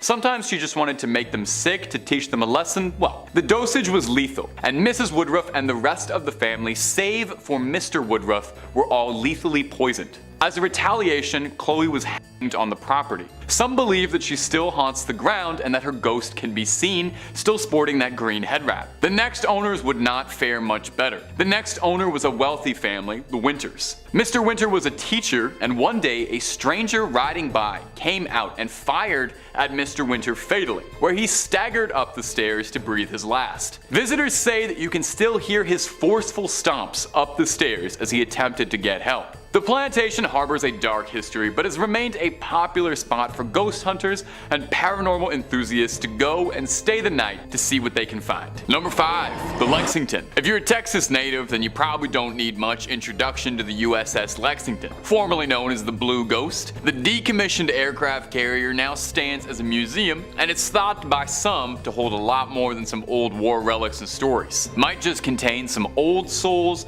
who've never quite left its service. The The museum's director of operations, Charles Russell, claims that the museum receives hundreds upon hundreds of reports of supernatural and inexplicable activity and sightings every single year. Most famous among them is a benevolent ghost dressed in a sailor's uniform who aids guests in finding their way around the ship before vanishing back into the air. He describes one particularly vivid encounter with a spirit inhabiting his office where, after losing 6 pens over the course of a week, he found all of them arranged perfectly, laying side by side in front of his keyboard. He reassures visitors that the spirits who live aboard the Lexington are playful, not frightful. They're more like Casper in that regard, I guess. Other stories tell sightings and reports of hearing lost souls running for cover after a torpedo attack, describing running sounds and other strange noises in the hangar bay. The paranormal tour guide aboard the Lexington describes it as, this was their home and they don't want to go anywhere else. I kinda get it, you know? I'd want to live on an aircraft carrier, that seems pretty cool. I'd try to swing that as long as I could. Like most purportedly haunted locations, if finding something spooky in the cold steel of the Lexington truly interests you, the museum offers a paranormal investigation tour where guests can spend the night with their own equipment in the hopes of finding someone to trip up your EVP meter. And if that ain't enough for you and you're looking for something spooky from the confines of your own home, well, we can hook you up with that real easy. Click through on Top 5 Scary because we've got loads of videos about haunted spots, ghosts, ghouls, goblins, aliens, cryptids, conspiracies, and just about anything freaky you can think up. Stay subscribed, stay scared, but, you know, stay watching this video as well, okay? We worked hard. Number 4, Le Carafe. Le Carafe up in Houston looks unassuming at first. Looks like a pretty typical dive bar experience. Looks nice though, I definitely would like to go. But if you believe the rumors, allegedly this is one of the most haunted buildings in the entire state. The bar also is one of the oldest buildings in Texas as well, having been initially built sometime in the early 1800s. It's seen life as quite a few things: a pharmacy, an apothecary, a bakery, and eventually Le Carafe. So it's not too surprising that in all of its years of service, picked up a few guests who aren't ready to pay the bill and leave just yet. Many regular customers have a ghost story to tell you, as well as the bartenders. Many report strange noises, a glass breaking mysteriously, some even seeing lipstick stains on a glass they're drinking from appear out of nowhere. Do ghosts have germs? Is it safe to share a drink with a ghost? I don't know if I would do that unless we got to know each other a bit first, and then hey, anything can happen. I'm open. The bar is said to be haunted by a former tender named Carl, who frequent guests claim they can hear shouting out for last call still years after passing the bar. Some claim they can see Carl's silhouette through his second-floor window. Another ghost said to haunt the premises is the Lady in White, who supposedly pushed attractive women down the stairs. Hardly a way to get them to like you, let me tell you from experience. She's thought to be the ghost of a woman who ran a cat house near the Carafe. Believers say that they see orbs and mist in photos and feel cold spots all over. I guess you could say they serve up more than one kind of spirits. I'll see myself out. I'm sorry, that's not my best work. If you're ever in Houston and looking for a bit of spooky ambiance, definitely check out the Carafe and all of its otherworldly guests. Just make sure to tip your ghost about 15%. Number 3, the Driscoll Hotel. The Driscoll Hotel is another shining spot in the state, said to be a hotbed of paranormal activity. Lone Star State, Lone Scare State, more like. With how many ghosts are said to live in this place, it's hard to imagine that you'd even be able to get a free room. One of the more notable ones is the owner, the cowboy Jesse Driscoll himself, who built the place originally. Shortly after the hotel's construction, it said that Jesse came under very hard times. So, desperate for money, Jesse gambled away the deed to the hotel in a game of cards, and was forever swallowed by this guilt, losing his cherished prize. It's said his spirit still resides in this hotel, in the room looking out at 6th Street and Brazos. A consultant once reported looking out of the window in this room and seeing a man dressed in old western attire, puffing a cigar, asking, "Hey fella, what are you doing in my room?" When he flicked the lights on and off to make sure he wasn't seeing what he thought he'd seen, the varmint disappeared, leaving behind only a trail of smoke. Another notable ghost guests like to talk about is the Bride, the ghost of a distraught woman who ended her life in the early 1990s after her wedding was called off, as she blew through all her money in a desperate coping attempt. I get it. Guests say that they see her ghost towing bags up and down the halls of the hotel, still running mad. Now I'll leave you with one last good spooky story out of the Driscoll. There was actually so many for this one. Definitely read up on it at home or visit if you're nearby. It seems like there's a lot lot going on. There's a painting on the 5th floor. It's a painting of a little girl holding a bouquet of flowers in one hand and a letter in the other. Paranormal enthusiasts claim that this painting is the daughter of a US senator who passed away in a freak accident at the hotel, and her spirit lingers on in the canvas. Guests claim that they can feel something tugging at their coats or legs when they walk on by. Oof, it's a little too interactive for me for an art experience. Number 2, the Oakwood Cemetery. I gotta say, a cemetery is a pretty classical location for something haunted to be happening. I think we all sort of suspect most cemeteries are haunted as is. I mean, a couple thousand dead bodies all buried underneath the same plot makes my hair stand on end. I said I was gonna try not to do a southern drawl, but I swear it's coming on naturally. I'm sorry. Oakwood Cemetery in particular is well known as a haunted spot to those who believe. It was established sometime in the 1850s, though it's thought that earlier settlers were laid to rest there too. With 23,000 souls resting there, it's no surprise that there is a litany of spooky stories amongst the tombstones. Take a listen to some of the more notable ones I dug up for you. One in particular that gets retold is that of Eula Phillips, a young woman who was struck fatally with an axe on Christmas Eve. Not that there's ever a good day for that, but that's a pretty bad one. Her husband was found guilty, only to be exonerated later when it turned out that there was a series of victims all around the same area matching her profile. 8 others who all fell victim to this is unbelievable that any newspaper ever printed this name, the Servant Girl Annihilator.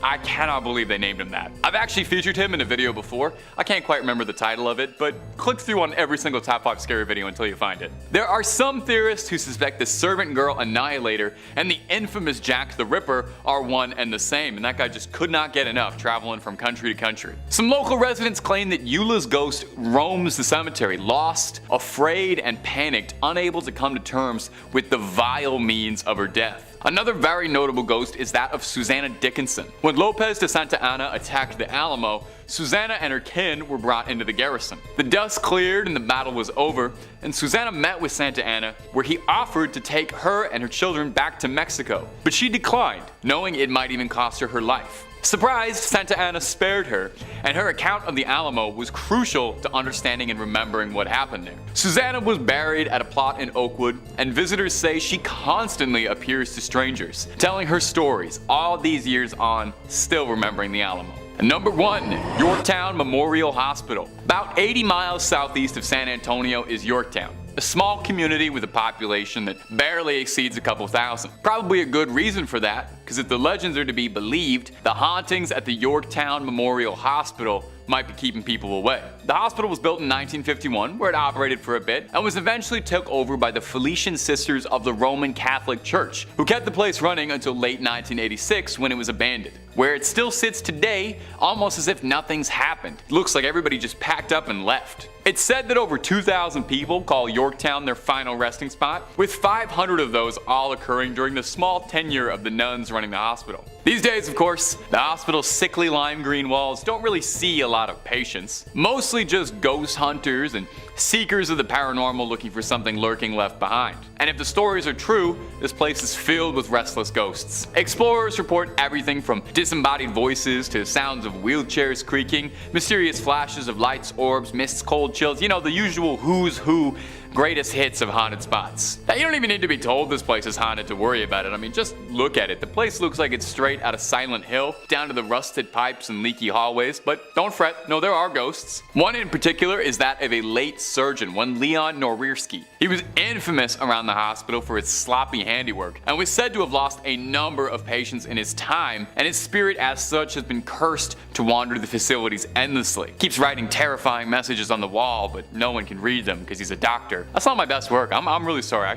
Some of these should have stayed on the writing board. Another infamous ghost is that of Sally, a young girl who's said to still live in the hospital's halls, heard happily playing, jovially dancing around, and even asking explorers to read her favorite story when she encounters them. I hope someone takes her up on that. Not me though, nothing personal. I just have like a policy about not reading stories to ghosts. In 5th place, we have the Winchester Mystery House in San Jose. Fun fact, California tends to easily be one of the top 5 most haunted states out of the entire United States. And it was a struggle today not making another list with purely locations from, California. The origins for this crazy tale begin in 1881, when the passing of Sarah Winchester's mother, father-in-law, and husband, William Winchester, of the famed Winchester Repeating Arms Company, all happened happened in under a year, leaving her with a very large inheritance, assumed to be around $20 million, and a 50% stake in the company, making her one of the wealthiest women at the time. If $20 million doesn't sound super rich to y'all, in today's money that would be about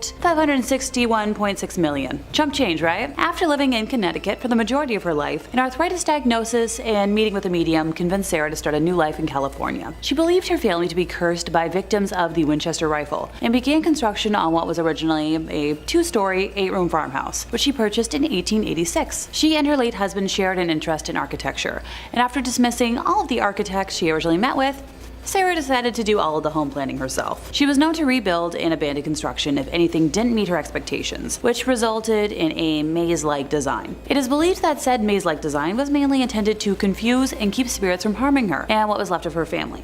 According to paranormal investigators Mary Jo Ignafo and Joe Nickel, the bell tower built on the property was used to summon spirits, and Sarah was known to throw lavish parties for the beings she feared in an attempt to please them. It was reported in the San Jose News in 1897 that a 7-story tower was torn down and rebuilt 7 times. Honestly, I respect the attention to perfection, knowing what you want, and having the money to be able to not settle. As a result of her expansions, there are walled-off exterior windows and doors that lead to nowhere, along with staircases that end suddenly, and as the house grew in size, up to 5 additional levels were added to the home. When the 1906 San Francisco earthquake hit, the damage to the home was quite extensive, causing the collapse of the 7-story tower and most of the chimneys. An entire wing was destroyed along with the 3rd and 4th story additions, and pipes began protruding from what were once window boxes. Before the earthquake, the house is believed to have had 500 rooms, and at the time of Sarah's passing in 1922, the house had 160 rooms, 2,000 doors, 10,000 windows, 47 stairways, 47 fireplaces,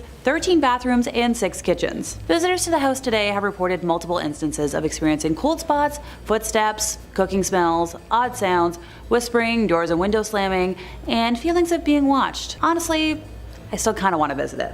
In 4th place, we have Myrtle's Plantation. Located in St. Francisville, Louisiana, and built in 1796 by General David Bradford on top of a former burial ground, this domicile is believed to play home to at least 12 different ghosts. So, brace yourselves for a highlight reel. Our first ghosty story begins with a newly married couple, Mr. and Mrs. Clark Woodruff. Mr. Woodruff was a cruel and harmful man and owned numerous indentured servants, which was the icky norm at the time, and one in particular that he liked to, punish went by the name of Chloe. Now, Chloe tried to protect herself from the wrongful punishments by listening in on the Woodruff's conversations and modifying her behavior, which is kind of brilliant. Sadly though, one day after being caught eavesdropping, Clark had one of Chloe's ears cut off. Her mutilation was hidden, at the demand of the Woodruffs, by the use of a green turban. Even though most folks wouldn't see the damage, the painful experience would stay with Chloe and inspire her to make plans for revenge. On the 9th birthday of the Woodruff's daughter, Chloe placed poisonous oleander leaves into the cake, intending to only get them sick so she could nurse them back to health and earn a favor with the family.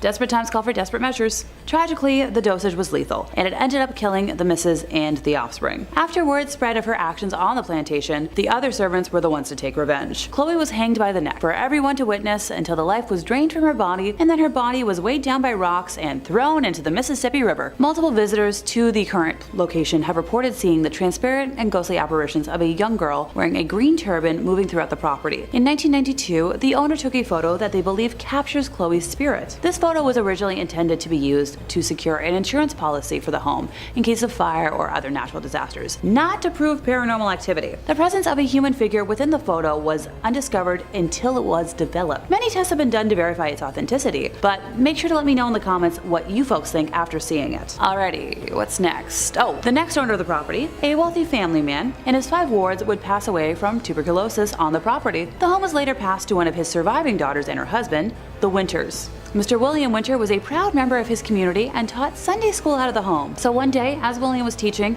an unknown man rode up on a horse yelling to see him. And as he came out to address the man, he was shot at point-blank range on his front porch. William retreated into the home and staggered partway up the stairs before passing away in his wife's arms on the 17th step of the staircase. The sound of his strong and forceful stomps still linger in the home today, as visitors report hearing heavy footsteps from empty staircases. The overall paranormal activity became more noticeable in the 1970s once it was purchased by the Myers family. Oh, right, remember how I mentioned it was stupidly built over a burial ground? The ghost of a young Native American woman has been repeatedly spotted fluttering about. During the Civil War, the house was ransacked by Union soldiers, and legend claims that 3 were killed in the house, leaving a scarlet stain in a doorway, roughly the size of a human body that cannot be removed. In third place, we have the Crescent Hotel. Located in Eureka Springs, Arkansas, it was erected in 1886 and has served several purposes over time, such as a luxury resort, a conservatory for young women, and a junior college.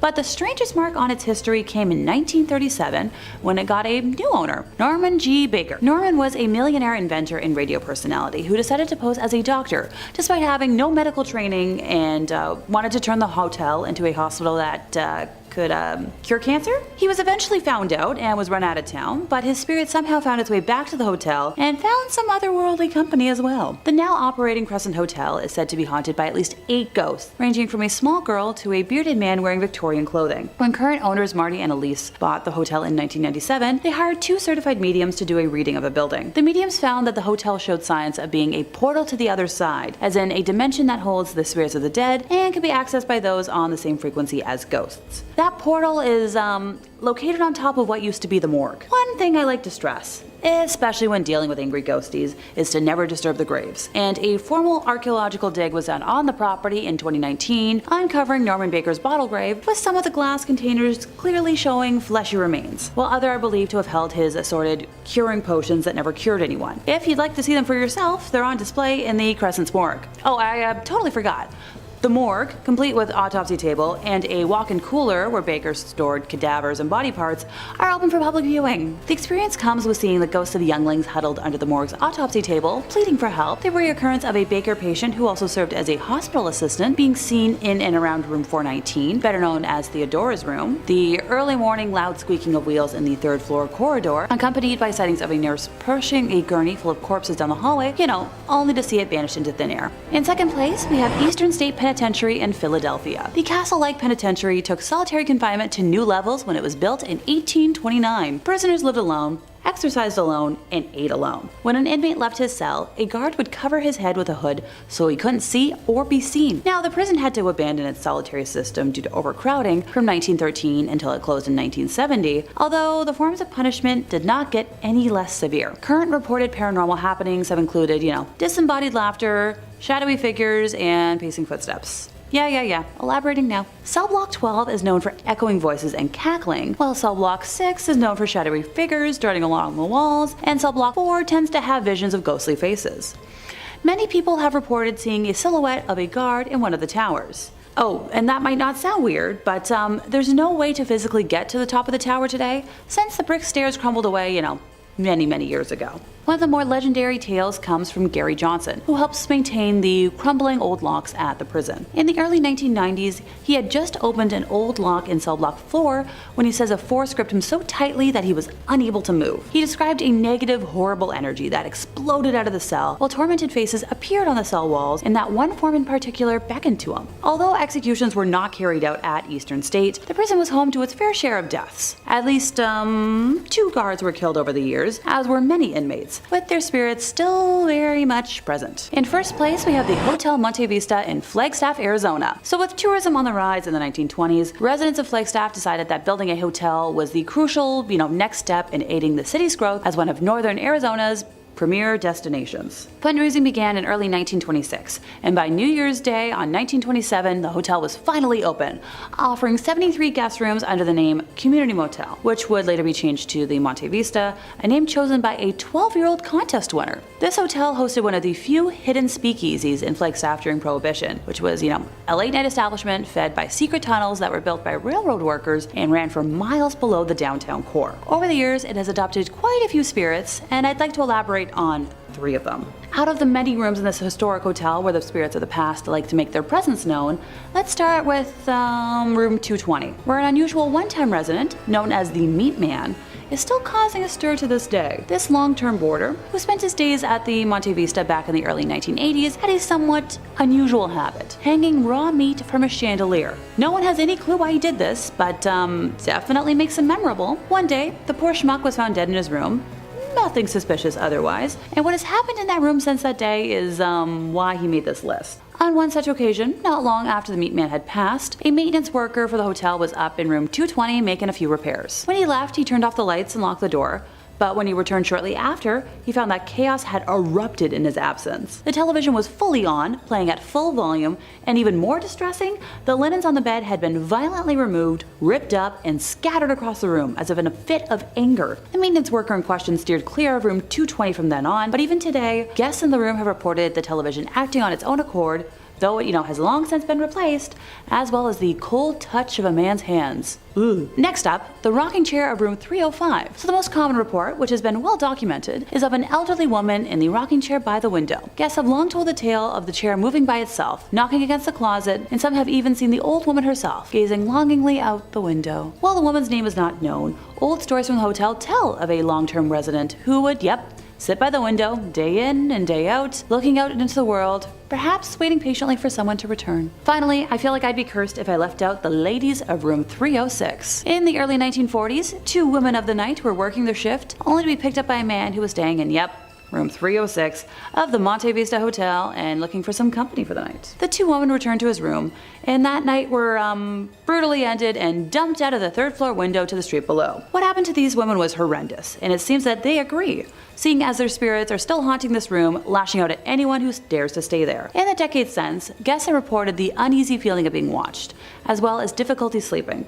Men in particular tend to be affected, with some claiming that ghostly hands have been placed over their mouths or throats while they sleep. In 5th place, we have Port Arthur. Port Arthur is a town and former convict settlement on the Tasman Peninsula in Tasmania, Australia. The site forms part of the Australian Convict Sites, a World Heritage property consisting of 11 remaining penal sites originally built within the British Empire during the 18th and 19th centuries on Australian coastal strips. So collectively, these sites, including Port Arthur, are described by UNESCO as the best surviving examples of large-scale convict transportation and the colonial expansion of European powers through the presence and labor of convicts. From 1833 until 1877, Port Arthur was the destination for those deemed the most hardened of convicted British criminals, those who were secondary offenders having re-offended after their arrival in Australia. Rebellious personalities from other convict stations were also sent there. In addition, Port Arthur had some of the strictest security measures of the British penal system. So, as you can imagine, that would produce some pretty scary figures still kicking around with a grudge to hold. One popular figure who has been spotted frequently goes by the moniker of Reverend George. A tour coordinator for the settlement is adamant that photos have been captured of the spirit, usually near the parsonage, which is where he's believed to have passed some time in the 1870s. One of the more fearful spirits spotted on the grounds is named John Gold,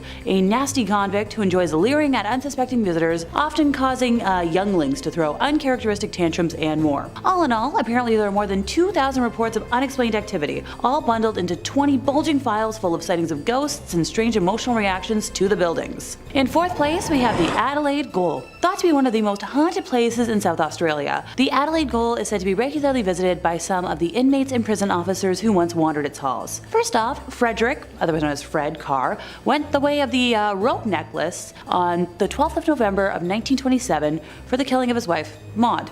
He protested his innocence, even up until the final moments before his death, exclaiming that the law required his body, but it cannot have his soul, as he is innocent. Fred is said to regularly appear near the stairs leading to the upstairs cells of the new building. He is reported as a happy spirit, always neatly dressed in dark clothes and taking a polite interest in visitors wandering through his former home. Well, I'm glad one of the ghosties is chipper. Next up, we have William Baker Ashton, who was the first governor of the Adelaide Gaol, and despite being a reasonably fair man, he was accused of wrongdoing. William was a very large man, and when he died in his office in 1854, his body could not be manipulated down his apartment's steep, narrow staircase. Instead, he was unceremoniously lowered out of the front window to the undertaker's waiting below. 3 months after his death, William was exonerated, which was a little too late. On warm, still nights with a hint of thunder in the air, his footsteps are said to be heard through the walls of solid stone as he struggles to move furniture in an empty room. Finally, Ben Ellis was the hangman for 10 years, from the mid-1860s to mid-1870s, and lived in a small apartment below what became the female dormitory. Ben took pride in his work and approached each task with complete professionalism and never questioned the right or wrong of his profession until the 30th of December of 1873, when he was required to hang a female prisoner, Elizabeth Woolcock. She was to be the first and only woman executed in South Australia. So this event changed the way Ben viewed his profession forever, and his restless spirit is said to appear often throughout the residence. In third place, we have the Monte Cristo Homestead. The two-story Victorian manor was built by pioneer Christopher William Crawley in the New South Wales town of June in 1885 before his homestead became riddled with death and now claims to be the most haunted house in Australia. To be specific, a stable boy burned to death, a tiny human was thrown down the stairs, a maid was lobbed off a balcony, and a caretaker kaboomed to death, among others. Pardon me, I jumped straight to the good stuff without the history. Christopher Crawley first built the mansion in, 1885, where he lived with his wife Elizabeth, their 7 kiddos, and a series of servants. He was a wealthy farmer and landowner who had made his fortune in Junee, a small town in the Riverina region, after the Great Southern Railway line opened in 1878. With the success of his hotel and land sales, Christopher was able to retire early and began construction on his Monte Cristo homestead. This home was a status symbol for the Crawley family and a social hub for the town's most wealthy. Now, despite all the glamour, the Crawleys are said to have been holding on to many dark secrets and tragedies. Remember a moment ago when I mentioned that a young maid was said to have fallen to her death from the second-story balcony? Well, a bleach stain still remains where the scarlet life force was attempted to be removed, and footsteps can be heard pacing the top balcony in the middle of the night. Some even see the outline of a female figure on the balcony as well. The Crawleys themselves weren't immune from the, deathly Monte Cristo. Their youngest daughter, under a year old, died when her nanny accidentally dropped her down the stairs. Some claim it was on purpose, while others have ruled it as an accident. Feel free to let me know your theories in the comments. So the Monte Cristo homestead remained empty for over a decade after the last Crawley left in 1948. In 1963, Olive and Reginald Ryan purchased the now rundown manor for only about 1,000 Australian dollars. That's a bargain. Bone-chilling paranormal experiences were part of everyday life for the Ryan family, with Olive claiming to have had her name called out multiple times, only to find no one there. All of the offspring have also reported sightings of figures in old-fashioned clothes and have felt cold hands on their shoulders. Not the best place to grow up. In second place, we have the Airedale Mental Hospital. It's estimated that an astonishing 13,000 people passed away within the walls of the so-called Ararat Lunatic Asylum over its 140 years of operation, which made it perfect for today's list. So the now known Airedale Asylum was a psychiatric hospital in Ararat, a rural city in Victoria, Australia. So now considered a ghost town, the Airedale Asylum campus contains over 70 now abandoned buildings that once housed over 1,000 patients. As with many asylums of the time, it was meant to be self-sufficient and provide the patients, or inmates as they were referred to at the time, with labor that was believed to help in their treatments. Despite its closure as an asylum in 1993, the facility was used to house female prisoners during the renovation of the Dame Phyllis Frost Center. Now, while reports exist of apparitions, phantom sounds, visitors experiencing nausea, fainting, and pain, some ghosts from Airedale's past have made themselves known to those who are alive today. George Fittimont was the last governor, so in 1886, he was showing a group of people around the asylum when they started down a set of stairs. Suddenly, George fell to his knees, suffering a major heart attack, and passed on the spot. These days, tour guides and visitors hear heavy footsteps and banging on that same stairwell, but when they go to take a look, no one's there. Gary Webb was a career criminal and had a long rap sheet when he was finally taken into custody and sent to stay at Airedale. Gary got comfortable there and started to write letters to the media, telling them the inhuman and horrible things he was planning to do once he got out. Citizens began to worry, and a special law was passed to keep him contained there for the rest of his life. He began to self-mutilate at this time and was hospitalized over 70 times. He even castrated himself 3 times during his sentence. So today, Gary is said to haunt his former room, screaming at visitors to get out and pushing them out the door. Visitors to the hospital who happen to walk past the office of the former superintendent report a sudden bitter taste in their mouth. Would you like to know why? Of course you do.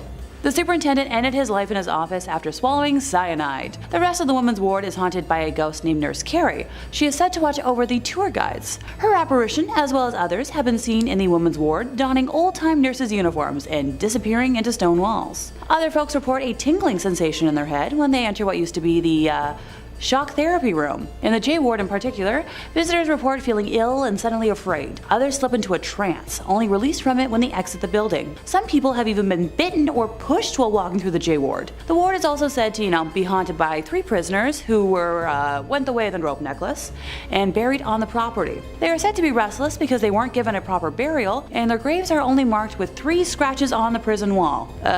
Could somebody fix it and give them a proper burial? Please? In first place, we have the entire town of Picton, New South Wales. So according to my research, it's the most haunted town in Australia. But Picton is also known for its countryside views and paranormal gardens. The town is located about 80 kilometers southwest of Sydney and has a historical significance due to its buildings and railway tunnels. The Mushroom Tunnel, also known as the former Red Bank Range Railway, is our main focus for today. There are famous tales of ghosts drifting around the tunnel, with the most popular being linked with a terrible railway accident involving a woman named Emily Ballard. Apparently, when the tunnel was still in use by the railway, Emily had been walking through it and was killed by an oncoming locomotive. It is unclear whether she deliberately ended her life or if her death was just an unfortunate accident. Reports suggest people often witness Emily and 2 other women ghosts, and also hear some scary voices. You know, just some cryings and shrieks. No biggie. The apparition of Emily has been seen in the depths of the tunnel, and is described as a white flowing figure of a woman with no face. Many people have also reported a sudden drop of temperature, eerie shadows, gusts of wind, orbs, body chills, and many weird other things happening inside the tunnel. The tunnel was apparently used to store mustard gas, spray tanks, and ammunition during World War II. It was also used as a mushroom farm, ergo the mushroom moniker amongst locals. From time to time, black shadows or figures have been seen on walls throughout the tunnel. Some witnesses have reported white lights hovering above people's heads and figures appearing out of the darkness. Ghostly younglings have been witnessed, and electrical disturbances have occurred to devices in the tunnel. People have also felt, sudden drops in temperature. Oh, almost forgot, there is a ghost train hunting the tunnel, because human spirits aren't enough. During a tour group experience, one witness recounted that when they reached the tunnel, he said the entire group noticed a random light in the distance, and the sound of a steam train overwhelming the area. He said that everyone, including the tour guide, scrambled to hug the walls. And now remember, this tunnel has been inactive for almost 50 years at this time. The witness claims he felt the wind on his face as he closed his eyes and the train passed. Want to hear about a ghostie haunting the cemetery near the tunnel? Of course you do. Blanche Moon was a youngling who died in 1886 and haunts the cemetery. She was the daughter of Henry and Fanny Moon, and her father is believed to have been the timber worker who helped make the railway sleepers she fell off of while playing, which is the fall that led to her death. In January of 2010, a family visiting St. Mark's Cemetery snapped a photo apparently showing the ghosts of 2 younglings who died almost 60 years apart. And yep, you guessed it, one of them is believed to be Blanche Moon herself. The family claimed that there were no young people in the cemetery at the time the photo was taken, and that the figures of the 2 were only noticed when the pictures were downloaded to a computer. Other places in Picton rumored to be haunted are the Imperial Hotel, where many staff report the feeling of someone following them through several parts of the building, and at times, the jukebox begins to play, even though it's not connected to power. Wallendilly Shire Hall, which is reported to be haunted by 3 ghosts, including a bearded man wearing a hat and suit, a small mischievous boy, and a little girl, who is most often heard rather than seen. Stone Quarry Viaduct, where over the years many people have drowned in the creek. Locals have heard ghoulish sounds of people swimming and splashing in said creek. And finally, Emmett Cottages, where the ghost of a woman is seen in the window of the building, and shop owners often find their displays have been moved overnight. In 5th place, we have Pendle Hill, also known as Penhull. Pendle Hill is located in the Lancashire countryside, near the villages of Burnley, Colne, Paddingham, Clitheroe, and Nelson. Pendle Hill is famous for George Fox's Visitation, the Quaker movement leader in 1652, and the barometer experiments of Richard Towneley in 1661. I feel like I'm missing something else they were famous for. Let's see if I can get the gray matter in here working. Oh, right. It's home to a very famous witch trial. Locals to the area know very well the story of the 10 women executed for witchcraft at Pendle Hill in the 17th century, who, still haunt the area. The story of the Pendle Witches is an excellent example of a well-documented allegation of witchcraft. So this tale begins way back in the year 1612, when there was said to be a family of local peasants who lived in a vast limestone tower. However, the family was no ordinary family. These peasants had enormous powers, and were reported to be in league with the devil. According to reports, the family made clay effigies out of teeth and human hair. In a coincidence that's going to surprise absolutely no one, local people died of various mysterious illnesses or great pains at the time. The milk in the area turned sour, and cattle died mysteriously as well. People were kind of afraid to go up that hill. A local magistrate, Roger Norwell, made the decision to arrest 2 people living in the tower. They were brought to Lancaster for trial, and 2 days later, the rest of the witches were arrested and also taken to Lancaster for trial. Out of the 12 folks on trial, 1 passed during the proceedings, another one was found not guilty, and the other 10 were, very much found guilty. On August 20th of 1612, all 10 accused witches went to the way of the rope necklace at Gallows Hill. The history of the witch trials has given the place an eerie atmosphere and several terrifying reports. Pendle Hill was featured on the show Most Haunted, during which several supernatural events are said to have taken place, including members of the show's crew being injured. Most of the ghostly activity is said to be out of spite from the witches, who continue to call Pendle Hill their cursed home. One tale of haunting in particular took place during a Ouija board experiment. Is my disdain showing yet? The stupidity was happening in the foundations of Malkin Tower, when a tooth suddenly landed on the center of the table. Now this caused everyone present to be extremely concerned, and after having obviously checked to ensure that nobody in the group had lost a tooth, which was, definitely human, it left the folks involved in a quandary as to how it got there. The tooth was eventually identified as belonging to an adult of around 40 years of age, and was in fact an old tooth. And if a league of ticked off witches wasn't enough ghosties for y'all, a Bronze Age burial site has been discovered at the hill's summit. Just a little bonus. In fourth place, we have Stirling, Scotland. This beautiful market town has played a pivotal role in the history of Scotland, along with playing host to multiple grisly stories and, unsettled spirits. The imposing hilltop, Stirling Castle, is home to several ghosts, and I'm struggling to decide who to talk about in detail. Probably one of the mysterious ladies. Oh, I know, the Green Lady. It is believed that she was a servant girl in the employ of Mary, Queen of Scots, and a very gifted one at that, who was blessed with the powers of foretelling, or second sight. So this maiden had a premonition that if her queen slept even one night within the ancient fortress, she would not live to see dawn. So she told her mistress of the fears, and thankfully, Mary listened and offered to allow the girl to watch over her as she slept, and, call for aid should any threat present itself. Through the long, dark night, our serving gal sat, bundled in a great soft chair guarding her beloved queen. Weary from a long journey, Mary fell into a deep slumber as soon as her head hit the pillow. And this girl too was kind of weary. She barred the door and, lighting a taper, sat by the bedside. There she sat for what seemed like an eternity, near hypnotized by the flickering of the taper's end. But, try as she might, she could not resist the weariness in her bones. Her limbs grew heavy, her eyelids heavier still, and decided, that maybe closing her eyes for a minute wouldn't hurt since she was so exhausted. Hey, we've all been there. In what seemed like no more than a few moments, she opened them again, blinking against the sudden brightness of the chamber. She, through bleary eyes, tried to call out, but found her throat so dry and realized that the tiny taper, set so carefully by the queen's cot, had fallen, lighting the bedclothes and tapestries on fire. Coughing, she darted from her chair, gathering the deeply sleeping queen in her arms, and carried her towards the door, barely managing to get her to safety before eventually passing from smoke inhalation. Sadly, her name has been forgotten. She is known only by the color of the gown she wore, the Green Lady. So visitors to Stirling should be mindful that their female phantoms have one thing in common. Yeah, I said phantoms, plural. It is said that whosoever looks even once into their eyes won't make it through the night. So if you notice like a ruffled robe or a well-turned spectral heel as you're passing around, turn away, avert your gaze, because you don't want to risk your soul. Some say that Queen Mary herself haunts the castle, roaming the grounds in a pink dress. The Darnley Coffee House on Bow Street is also said to be haunted by a mischievous poltergeist, while the Old Town Jail is home to the spirit of the last man that went the way of the rope necklace on site. In third place, we have Edinburgh, Scotland. So the beautiful city of Edinburgh is well known for its ghostly activity. For starters, the South Bridge vaults are haunted by several different ghosts. During the Irish potato famine of 1845 to 47,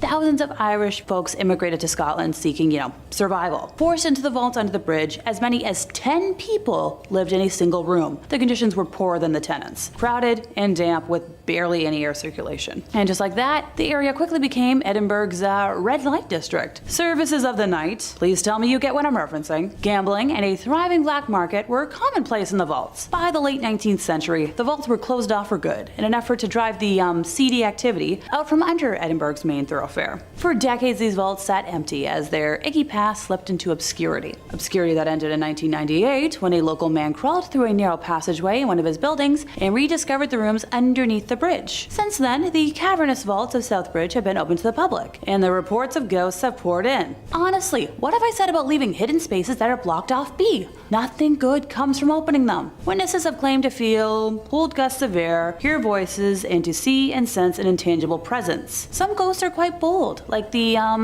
spectral youngling Jack, who likes to grab visitors' hands in the wine vaults.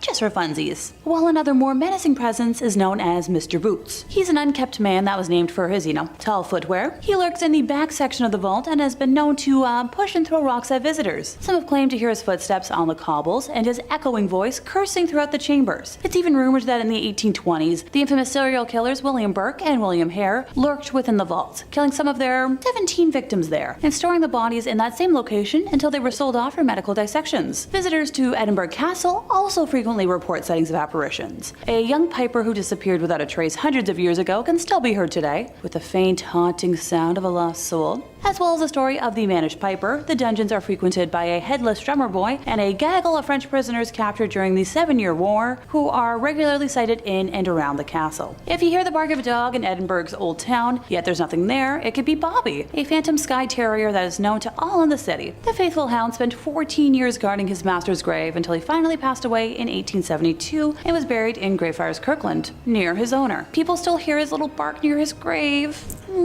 A small statue of Greyfriars Bobby is a popular landmark on the corner of Candlemaker Row, and it's good luck to rub Bobby's nose. Aw, here I am tempted to plan a trip, mainly to give a good ghost doggy a pet. Oh, almost forgot. Greyfriars is a graveyard that dates back to the 16th century and is the resting place of several infamous characters, but the most gruesome story is that of Bloody Mackenzie. Look, the interwebs really don't like when I say that word, so bear with me here. This wealthy lord was tasked with punishing hundreds of prisoners who refused to change their religion. Locals believe that the ghost of Mackenzie haunts the graveyard after his tomb was disturbed by a homeless man who broke into the graveyard at night. As soon as he laid hands on the tomb, the floor opened up beneath him and he dropped into a shallow grave containing plague victims. Since then, many other freaky episodes have taken place nearby. A woman was found unconscious with bruises around her neck, and many claim that it was Mackenzie's poltergeist, continuing his evil deeds in death as he did in life. No biggie. In second place, we have Canterbury, Kent. While this medieval city might be aesthetically stunning, it has quite the dark past. The ghosties here tend to be a little more spread out than other places, and have different tales, so let's have fun with some short and sweet descriptions. For starters, Canterbury Cathedral, a pilgrimage site for centuries, is the home to many restless spirits. Archbishop of Canterbury was famously and brutally killed by the King's Knights in 1170. Beggin's place of death has a large welded cross above it with 2 swords. His tomb can be found near the high altar, where his apparition still appears to visitors. Other cathedral ghosts include a nun and the ghost of Simon of Sudbury, who was the Archbishop of Canterbury from around 1375. Other paranormal hotspots in Canterbury include Tiny Tim's Tea Room, haunted by the spirits of 3 younglings whose remains were found within the walls during restoration. And hey, if you hang around Hawks Road, you might glimpse Abigail, a sad soul who frequents the area. Another spooky house in the area is the Bishop's Finger, which is located on St. Dunstan Street. In the 19th century, a housekeeper by the name of Ellen Blean discovered that her employer, a priest, was having an affair with a younger woman. It is said that Ellen poisoned the pair with a meat pie and then vanished from the city. Shortly afterwards, it was discovered that she had been buried alive as her body was found nearby. Ellen is said to wander the streets and manifest herself in the Bishop's Finger every Friday. She's described as, plain-faced, larger lady in a long white skirt and a mob cap. There are more haunted places in Canterbury, but sadly I don't have all the time I would like to go into more detail. In first place, we have the village of Pluckley. Included in the Guinness Book of Records as the most haunted place in Britain, the Kentish village of Pluckley's popularity amongst ghosts and ghouls had to make it the #1 spot on our list today. Wandering monks, decapitated highwaymen, and all manner of central casting spirits reside here, but special attention should be paid to the particularly gruesome story of the Pluckley Watercress Lady. Seen smoking a clay pipe and living on the banks of the river about a century ago, the woman would sell watercress to the locals and drink gin from a flask. My kind of lady. Falling asleep one evening, it is believed that her pipe scattered ashes onto her rags and she burnt to death. So nowadays, a pink glowing specter can allegedly be spotted at the exact location where she went up in flames. Now, before someone asks why this place is scarier than the others on today's list, other ghosties who frequent in the town include the specter of the highwaymen who hide in a tree at Pinnock, a phantom coach and horses who pop up in several areas around the village, the ghost of a Romani woman who drowned in a stream, a miller who has been seen at Mill Hill, the hanging body of a schoolmaster in Dicky Bus's Lane, a colonel who hanged himself in Park Wood, a man smothered by a wall of clay who drowned at the brickworks, the lady of Rose Court who is said to have poisoned herself in despair over a love triangle, the White Lady, a young woman who is apparently buried inside 7 coffins and an oak sarcophagus who haunts St. Nicholas's Church, but not to be confused with the Red Lady, regrettably a member of the family who haunts the churchyard of St. Nicholas's Church. Oh, and a small white dog has also been reported in the same location. Now, I don't know about y'all watching, but that's a few more ghosties than I'd like to see in a smaller town. And the fact that they like to roam and not stay in one spot? Hard pass. Number 5, Gettysburg. For Americans, the Battle of Gettysburg is probably one of the more famous battles in your history. It was an incredibly bloody battle that marked a turning point in the war towards the Union, as it was a heavy victory over the Confederacy,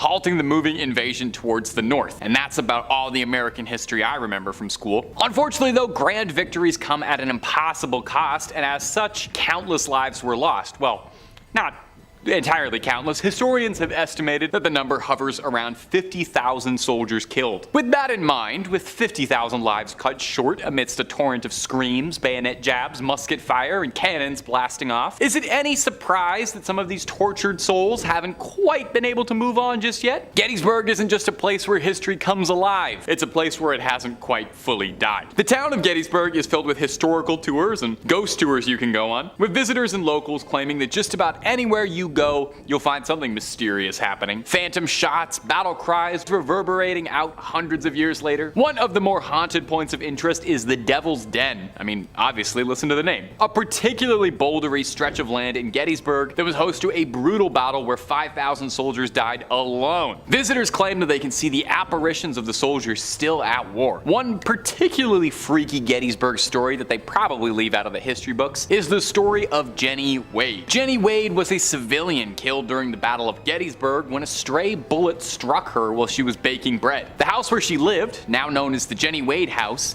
is believed to be haunted by her spirit. Visitors and staff have reported hearing footsteps, doors opening and closing on their own, and the aroma of freshly baked bread, all attributed to Jenny's presence. Well, at least there's someone still making food for all those ghostly soldiers. If anyone's ever been down to Gettysburg, let me know if you've ever had a weird experience there. I would love to hear it. And if you're looking for more weird experiences of ghosts and all things supernatural, well, you don't have to book a plane ticket anywhere because you're in exactly the right place already. Make sure you hit subscribe so you can get all the latest on our scary stuff, and ring that little bell as well, and you'll get up-to-date notifications when we upload. But do that at the end of this video, okay? Because I got 4 more scary battlefields coming for you right now. Number 4, Waterloo. The Battle of Waterloo, that's the one in Belgium, not the Kitchener-Waterloo area, was fought in 1815 and was a significant historical event for a few reasons. First and foremost, I think we can all agree the most important thing that came out of the Battle of Waterloo was that it inspired one of ABBA's most time-tested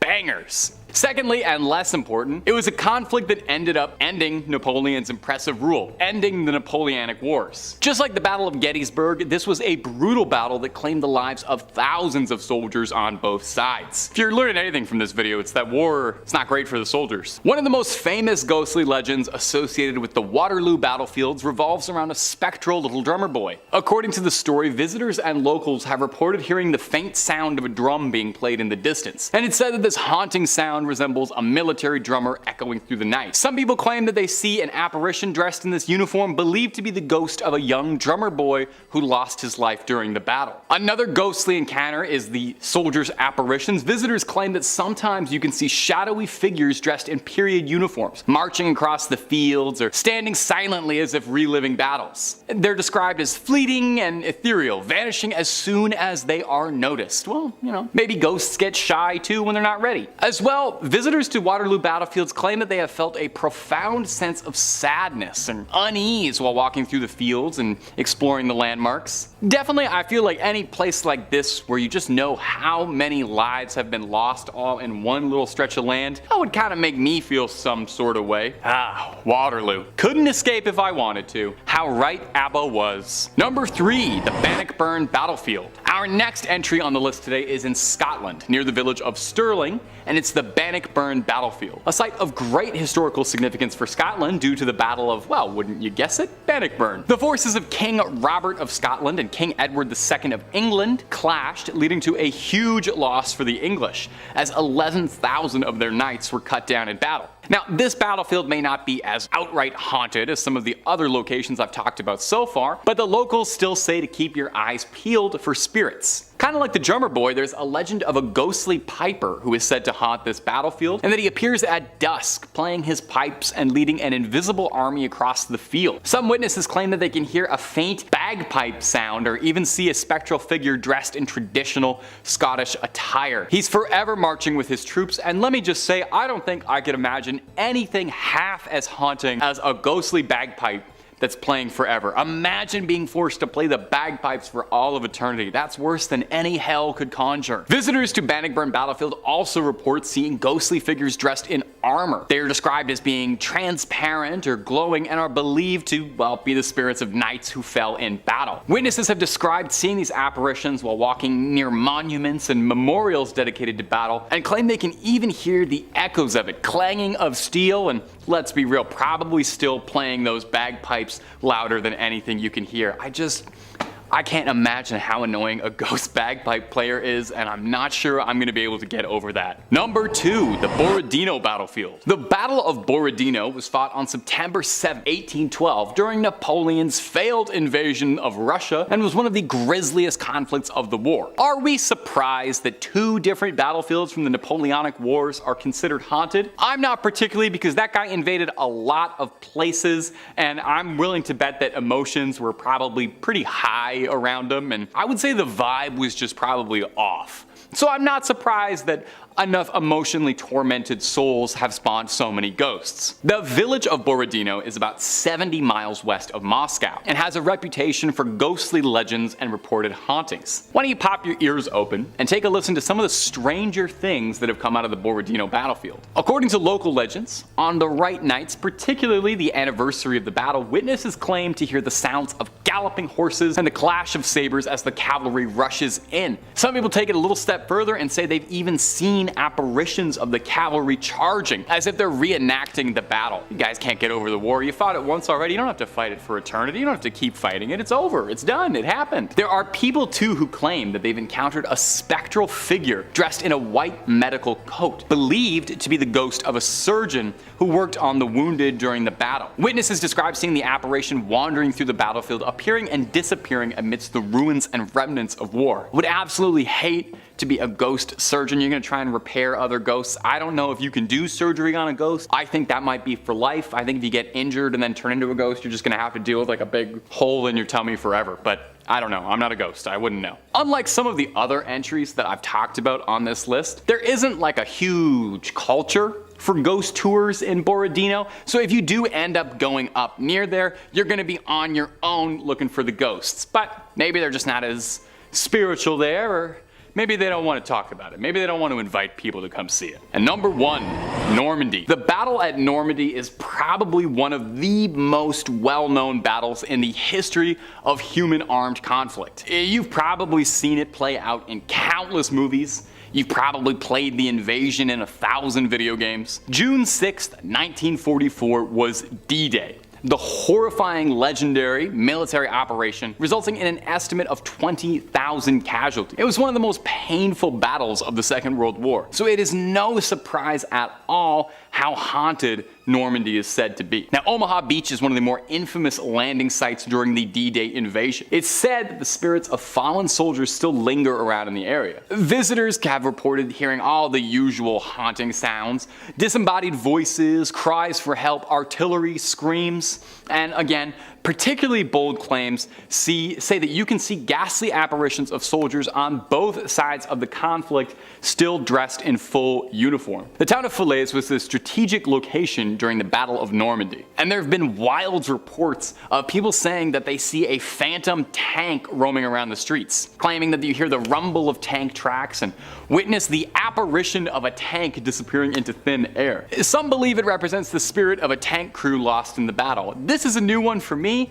I don't know if I've ever heard of a machine ghost. I've heard of people ghosts, definitely, but I've never heard of a tank ghost, and it does make me wonder if can all vehicles be ghosts? Are there car ghosts? Are there plane ghosts?